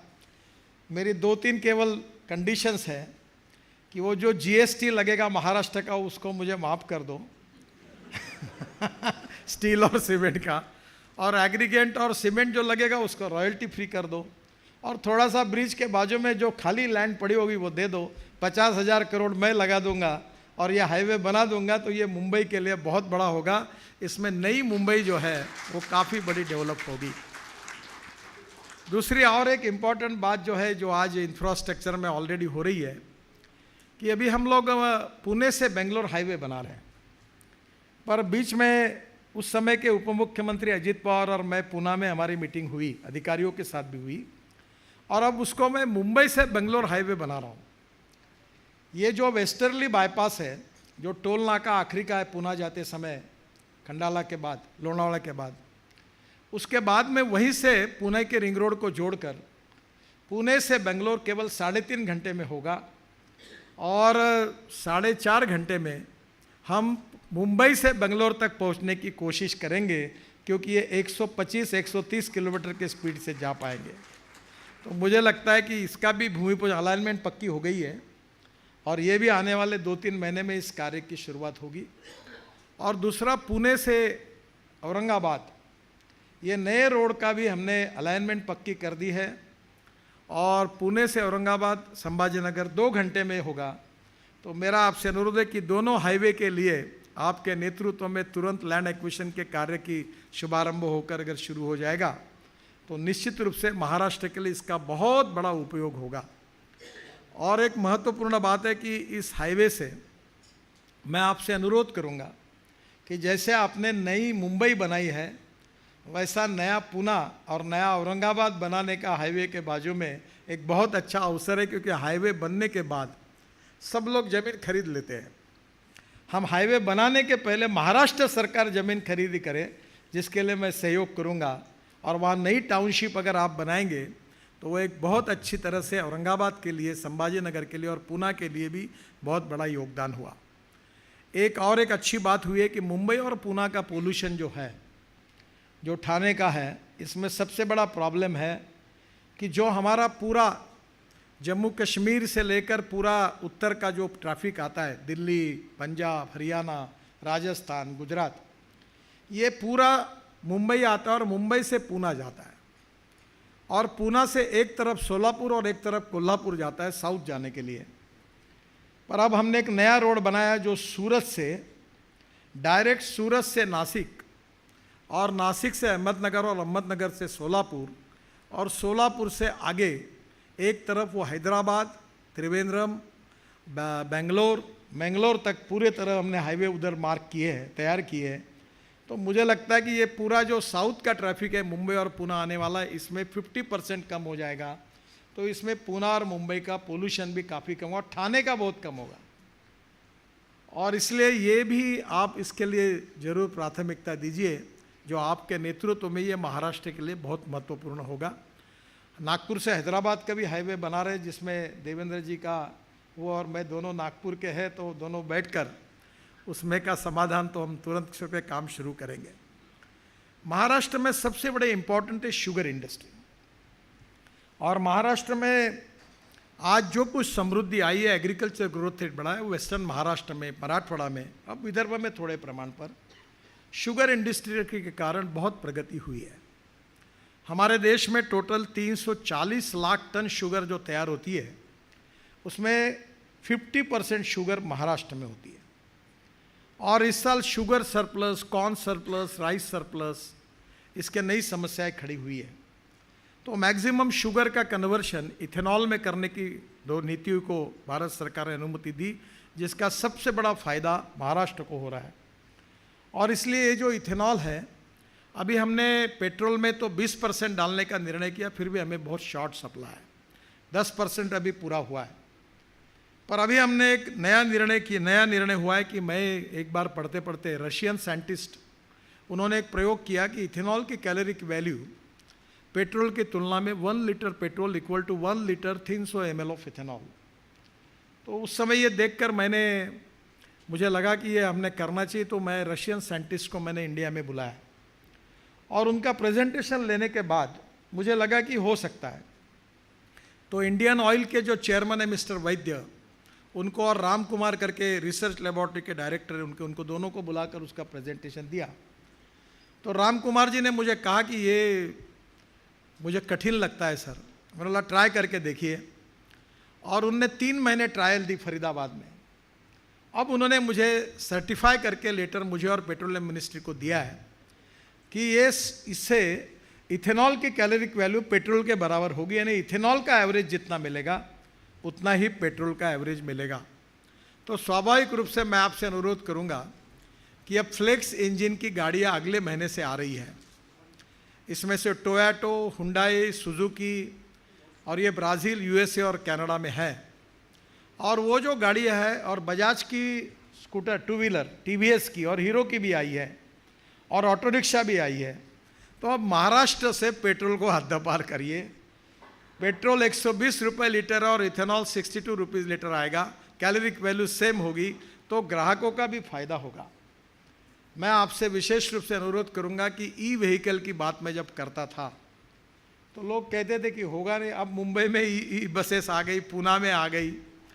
अब तो इलेक्ट्रिक व्हीकल 4 व्हीलर हमारी भारतीय कंपनियों की, अब ये 9 महीने, साल भर उसकी वेटिंग लिस्ट है, इतने ई व्हीकल की डिमांड बढ़ी। अब ये स्कूटर आ गई, और हम 10 लाख करोड़ रुपए का क्रूड ऑयल इंपोर्ट करते हैं। अब ethanol, methanol, biodiesel, bio LNG, bio CNG, और इसके साथ ग्रीन हाइड्रोजन की भी शुरुआत हुई। और मेरे पास तो हाइड्रोजन की गाड़ी है, मर्सिडीज से भी अच्छी है, हवा भी कोई धुआं भी नहीं निकलता और आवाज़ भी नहीं आता। तो green hydrogen is a fuel for the future. और गवर्नमेंट ने अभी 3000 करोड़ रुपए का ग्रीन हाइड्रोजन मिशन तैयार किया है, हाइड्रोजन मिशन। और मैं आपसे अनुरोध करूंगा कि महाराष्ट्र ये प्रगतिशील है, ये जो पूरी वर्ल्ड की इकोनॉमी फ्यूल, फर्टिलाइज़र और विशेष रूप से ये इसी के पीछे घूम रही है। तो मेरा आपसे अनुरोध है कि आज फ्यूल में सबसे बड़ी प्रॉब्लम और समस्या है, जिसका आप जीएसटी कम करने की बात कर रहे हैं, वो तो ज़रूर करिए, पर जीएसटी से अपनी फ्यूल तैयार होगी। अभी महाराष्ट्र में देवेंद्र जी, मैंने 2 प्लांट का इनॉग्रेशन किया कि एक पूना में बायो सीएनजी बनाया उन्होंने, जो ट्रैक्टर को कन्वर्ट कर रहे हैं, और दूसरा जो प्लांट है वो हमारे इसमें ठोमरे जी है, उन्होंने यवतमाल ज़िले में शुरू किया। और अब महाराष्ट्र में 10-12 प्लांट ऐसे हैं कि जो बायोमास से बायो सीएनजी, बायो एलएनजी बना रहे हैं। तो ये हमारे किसान इतने अच्छे हैं। तो हम आने वाले समय में ये जो पूरा इंपोर्ट है क्रूड ऑयल का पोल्यूशन करने वाला, इसमें महाराष्ट्र सबसे बड़ी भूमिका लेंगे तो हमारा इंफ्रास्ट्रक्चर बदल जाएगा। मैं आपको और एक अनुरोध करूंगा कि अब रोपवे, केबल कार, फेनिकुलर रेलवे भी मेरे पास है। मैं बद्रीनाथ, केदारनाथ, गंगोत्री, यमुनोत्री सब जगह बना रहा हूँ। 65 प्रोजेक्ट्स मंजूर किए हैं, महाराष्ट्र में भी है कुछ। मेरा आपसे अनुरोध है कि ये पब्लिक ट्रांसपोर्ट और इलेक्ट्रिसिटी में ये ट्रॉली बस जो है जिसमें बैटरी की ज़रूरत नहीं है और इसलिए वो सस्ती भी है, तो ये अगर हम शुरू करेंगे, जो पूरा मुंबई में पुरानी ट्राम थी, तो ये टायर पे चलने वाली ये 2 बसेस जोड़कर जाएगी, तो इससे कॉस्ट बहुत कम हो जाएगी। एग्जिस्टिंग डीजल बस के रेट जो टिकट के हैं वो 30% कम हो जाएंगे। तो मुझे लगता है कि आपने बिल्कुल सही कहा कि पब्लिक ट्रांसपोर्ट और इलेक्ट्रिसिटी ये बहुत इंपॉर्टेंट है और समुद्र में भी हम रोप वे, केबल कार का उपयोग कर सकते हैं। मुझे याद है कि मैं ये बीपी मंत्री था तो बीपीटी में मैंने अलीबाग जाने के लिए ये हमारा रो पैक्स शुरू किया और ये शुरू किया तो अब इतना गाड़ियाँ लेकर, बसेस लेकर लोग जाते हैं। मुझे अब देखने के लिए एक बार उसको जाना है, पर लोग बहुत खुश है उसके कारण। इसी प्रकार से नए मुंबई से लेकर और नए एयरपोर्ट को, शिंदे जी, मैंने एक प्रोजेक्ट तैयार करके बीपीटी में रखा है कि हमारे मुंबई के किसी भी दिशा से 17 मिनट के अंदर हम पानी से, वाटर टैक्सी से नए मुंबई के एयरपोर्ट पर पहुंच जाएंगे, ठाणे से लेकर वसई विरार से लेकर तब। तो इसलिए ये प्रोजेक्ट अगर हो जाएगा तो रोड पर का भी ट्रैफिक कम होगा। और इसलिए जो आत्मनिर्भर भारत का जो संकल्पना है, जिसमें आपने बहुत अच्छी इरिगेशन को प्रायोरिटी दी है, विशेष रूप से इरिगेशन, पानी, यही महाराष्ट्र के लिए सबसे इम्पोर्टेंट सब्जेक्ट है। और आत्मनिर्भर भारत बनाने में हमको इंटीग्रेटेड थिंकिंग करना पड़ेगा। वी नीड इंडस्ट्रियल इन्वेस्टमेंट, उसके सिवा नहीं होगा, because we need to increase employment potential and without employment potential we can not eradicate the poverty. और इसलिए निश्चित रूप से इंडस्ट्रियल डेवलपमेंट तो हमको करनी पड़ेगी, पर उसके साथ साथ एग्रो एमएसएमई और एग्रीकल्चर, रूरल और ट्राइबल में भी हमें इन्वेस्टमेंट बढ़ानी होगी। मैं संजीव बजाज जी मुझे मिलने के लिए आए थे तो मैंने उनसे अनुरोध किया कि सीआईआई में आप 2 प्रकार के चैप्टर खोलिए, एक agriculture, rural and tribal and forest based industries, जिसमें हमारी एक देश में गांधी जी कहते थे कि हमारी 90% पॉपुलेशन गाँव में रहती थी, अब 25% माइग्रेशन हुआ है और ये 25% माइग्रेशन हुआ है वो सब शहर में आए, जिसमें मुंबई, दिल्ली, चेन्नई, यहाँ के प्रॉब्लम्स बड़े हैं। तो सीआईआई की तरफ से आत्मनिर्भर भारत बनाने के लिए जब तक ये जो 65% पॉपुलेशन है, इनका जीडीपी ग्रोथ में केवल 12% कंट्रीब्यूशन है, और ये जो 12% कंट्रीब्यूशन है ये हमको अगर 20% तक ले जाना है तो सीआईआई के सपोर्ट के बिना ये नहीं होगा। और इसलिए निश्चित रूप से energy, solar energy, alternative fuels, बाकी तो हमारी स्टील इंडस्ट्री है, पावर है, ट्रांसपोर्ट है, ये सब में तो आप लोग इंटरेस्ट लेते ही है और इसमें बहुत अच्छा काम भी करते हैं। पर मैं आपको स्पेशली रिक्वेस्ट करूंगा कि सीआईआई इस समय आत्मनिर्भर भारत बनाने का जो सपना है, इसको पूरा करने में agriculture growth rate, agriculture, rural, tribal, इसमें बहुत पोटेंशियल है। हमारा ताड़ोबा है, कभी आप बहुत से लोग मुंबई में रोज़ हवाई जहाज में आते हैं। यहाँ के एक गायक आए थे नागपुर में, तो मैंने उनको भेजा ताड़ोबा, तो एक दिन में उन्होंने 9 टाइगर देखे। यानी फॉरेस्ट इतना अच्छा है कि फॉरेस्ट में टूरिज्म इतना अच्छा डेवलप हो सकता है और ऑलरेडी हो रहा है। तो आप ये रूरल, ट्राइबल, एग्रीकल्चर और फॉरेस्ट बेस में गढ़चिरौली, चंद्रपुर, ठाणे जिले का ये जो ट्राइबल एरिया है, इसमें ग्रोथ रेट बढ़ाने के लिए सीआईआई का विशेष इनिशिएटिव होगा, तो आत्मनिर्भर भारत बनाने के लिए वो बहुत बड़ा कंट्रीब्यूशन होगा। रोड इंफ्रास्ट्रक्चर हम बनाए रहे, पानी हमारे लिए उपलब्ध कर ही रहे, और अच्छी अच्छी योजनाएं। देवेंद्र जी जब थे तो मैं वाटर रिसोर्सेस मंत्री था, तो मैंने 6000 करोड़ रुपए महाराष्ट्र को दिए उस समय, जो प्रोजेक्ट अधूरे पड़े थे उसको पूरा करने के लिए। और मैं एकनाथ जी, आपको और देवेंद्र जी को अनुरोध करूंगा कि सबसे पहली प्रायोरिटी सिंचाई को दो, इरिगेशन को दो, पानी को दो। हमारे पूरा सह्याद्री के पठार को पूरा पानी समुद्र में जा रहा है, उसको रोककर अगर आपने गोदावरी में लाया तो पूरे डैम मराठवाड़ा और वेस्टर्न महाराष्ट्र के पूरे भरे रहेंगे। तो आपका विशेष रूप से ध्यान इस बात की तरफ है, और इसलिए एग्रीकल्चर, रूरल और ट्राइबल सेक्टर में सीआईआई और बाकी ऑर्गेनाइजेशन के सहयोग से एग्रीकल्चर ग्रोथ रेट को बढ़ाने के लिए अल्टरनेटिव फ्यूल से लेकर बाकी बहुत सी क्रॉप पैटर्न बदलने में काफ़ी आपने इंटरेस्ट लिया है। तो मुझे विश्वास है कि ये आत्मनिर्भर भारत बनाने का जो सपना प्रधानमंत्री के जी का है, $5 ट्रिलियन की इकोनॉमी बनाने का है, we are the fastest growing economy in the world.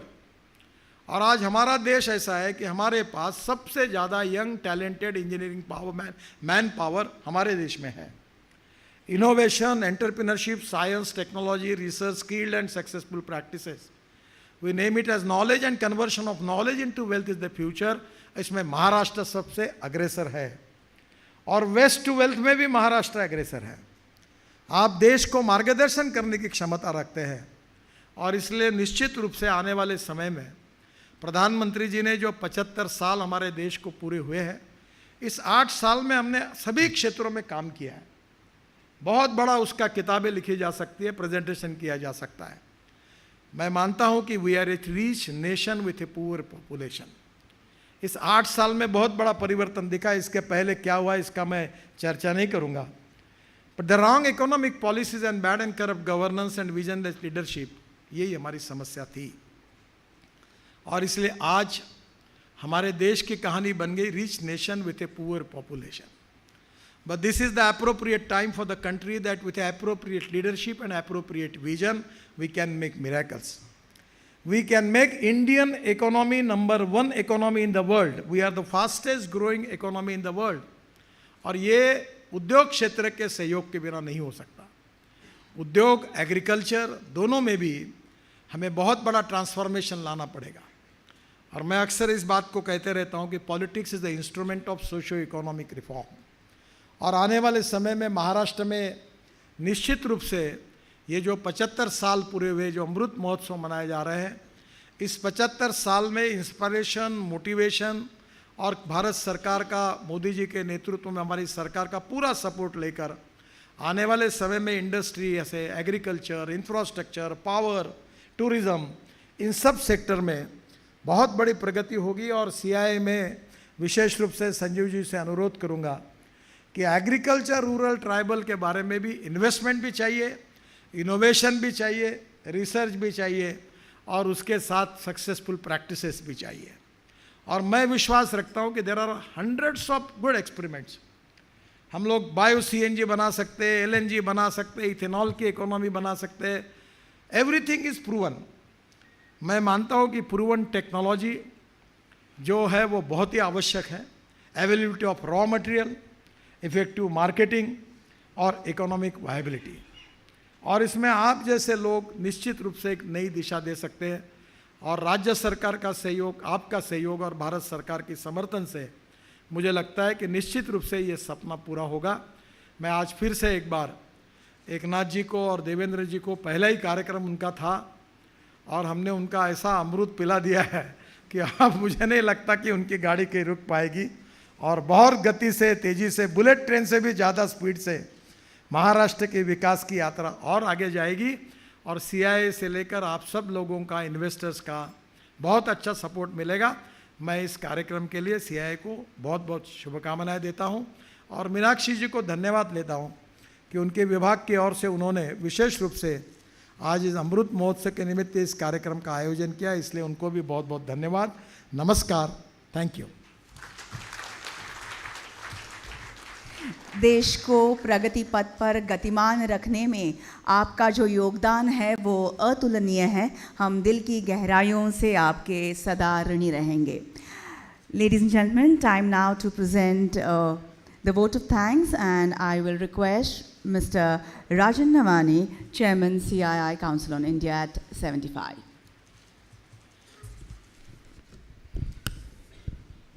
Our Honorable Chief Guest, Honorable Minister Shri Nitin Gadkari ji, our guests of honor, Shri Eknath Shinde ji, the Honorable Chief Minister, Government of Maharashtra, Shri Devendra Fadnavis ji, the Honorable Deputy Chief Minister, Government of Maharashtra, Honorable Minister Srimati Meenakshi Lekhi ji, President CII, Mr. Sanjeev Bajaj, Director General Chandrajit Banerjee, ladies and gentlemen. distinguished guests, I don't think we could have asked for a better session today on making the Sankalp for the Amrit Kal on our journey towards India at 100. Because all the things that came up today in this conversation, I think if we were to put it down, are such ambitious Sankalps for all of us to make, but so achievable if we can all come together.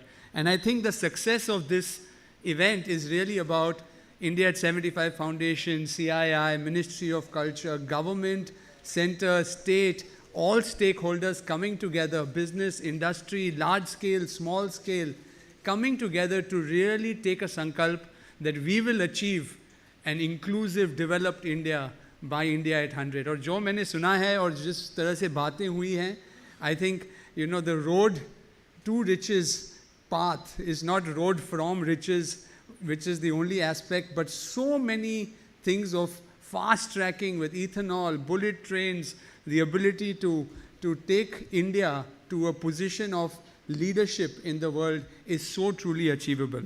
And I think it takes me back to the 2008 time in CII, जब हमने मिल के discuss किया था, and I know Ministry of Culture that time was leading the effort in New York, and with CII we took a vow to see how we can build the future of India at 75. Tab we had taken, CII had gone out with young Indians and many stakeholders in society to really find what connects people in India and match the aspirations of people in India to what the future they would like to see. So like from the need for freedom-connected Indians in the 1940s, the need for a better livelihood, connected Indians at that time. And I still remember amongst the many discussions that were there, and I think Mr. Chandrajit Banerjee did mention, when we met the Honorable Chief Minister of Gujarat then and our Honorable Prime Minister of India today, we had a 45-minute meeting session. That meeting lasted nearly 3 hours. You know, Professor C.K. Prahlad that year was one of the inspiring people for this vision. He was rated the world's #1 thinker. And I still remember when we entered that meeting, you know, the Honorable Prime Minister said, दुनिया के सबसे बुद्धिमान व्यक्ति भारतीय हैं और इसका हमको गर्व होना चाहिए, वो हमसे मिलने आए हैं, हमको we have to discuss, we have to see how we can articulate and build the India of the future together. And that discussion that lasted ended with, I think, a Sankalp where he said, Delhi aayenge to karenge. And nobody understood the meaning at that time, but when we did, you know, you saw the government come in 2014, the ambitious new India of 2022 aspects that were set up were part of that entire process. And I think the entire thing from here is about building together a path for India at 100. How do we really come together to not only celebrate what we have achieved, but to really take a resolve to build a new India together? I think as we embark on this journey now for a visioning exercise for India at 100, we are reliving all the moments of a cultural history of India that is thousands of years old, an independent history that's 75 years old, but definitely a path to leadership as we move forward.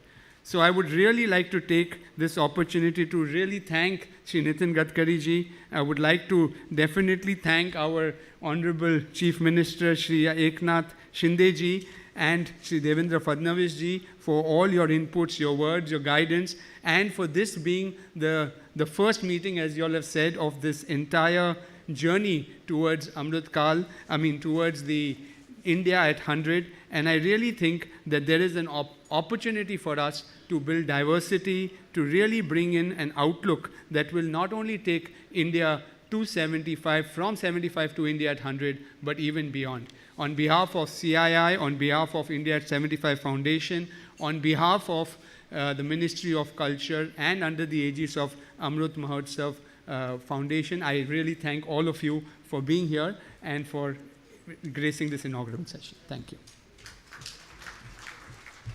Thank you for those highly uplifting words. And now we will present mementos to express our gratitude. I will request Mr. Sanjeev Bajaj, President CII, to please present a memento to our chief guest, Shri Nitin Gadkari ji, Honorable Minister of Road Transport and Highways, Government of India. I will request Mr. Bajaj yet one more time to please present a memento to our guest of honor, Shri Eknath Shinde, Honorable Chief Minister of Maharashtra, a token of appreciation for you, sir. Thank you. I will now request Shri Chandrajit Banerjee to please present a memento to our guest of honor, Shri Devendra Fadnavis, Honorable Deputy Chief Minister of Maharashtra. Please accept this as a token of respect and love. Thank you. I will now request Mr. Rajan Navani, Chairman, CII Council on India at 75, to please present a memento to our guest of honor, Srimati Meenakshi Lekhi ji, Honorable Minister of State for External Affairs and Culture, Government of India. Thank you, ma'am, for accepting this. Ladies and gentlemen, on that note, we conclude the inaugural session, but do remain seated. We will commence the next session immediately. Just give us a couple of minutes for the changeover. Please note, we are not breaking now.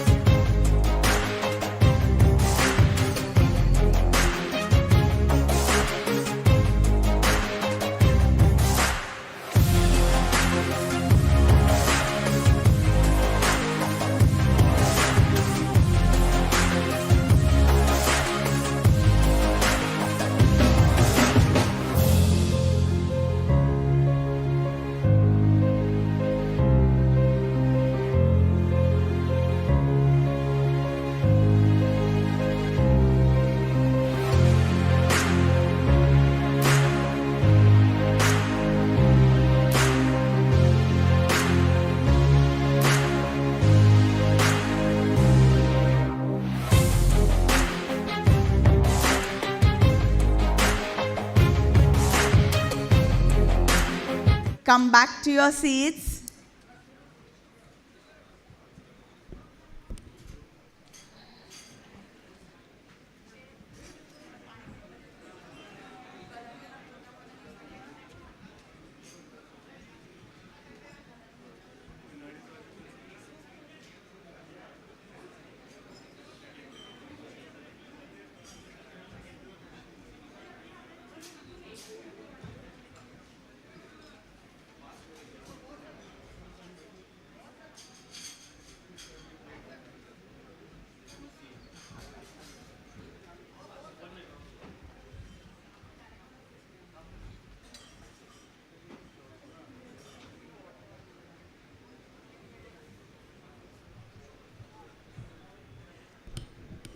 The panelists for this session, Mr. Sriram Narayanan, Managing Director, Endres Hosa, Mr. J.P. Govindarajan, Managing Director, Garrett Advancing Motion India, Mr. Kannan Chakravarti, Chief Executive Officer, Mahindra Mobility, and the moderator is here, Mr. Ninath Karpe, Partner, 100X VC.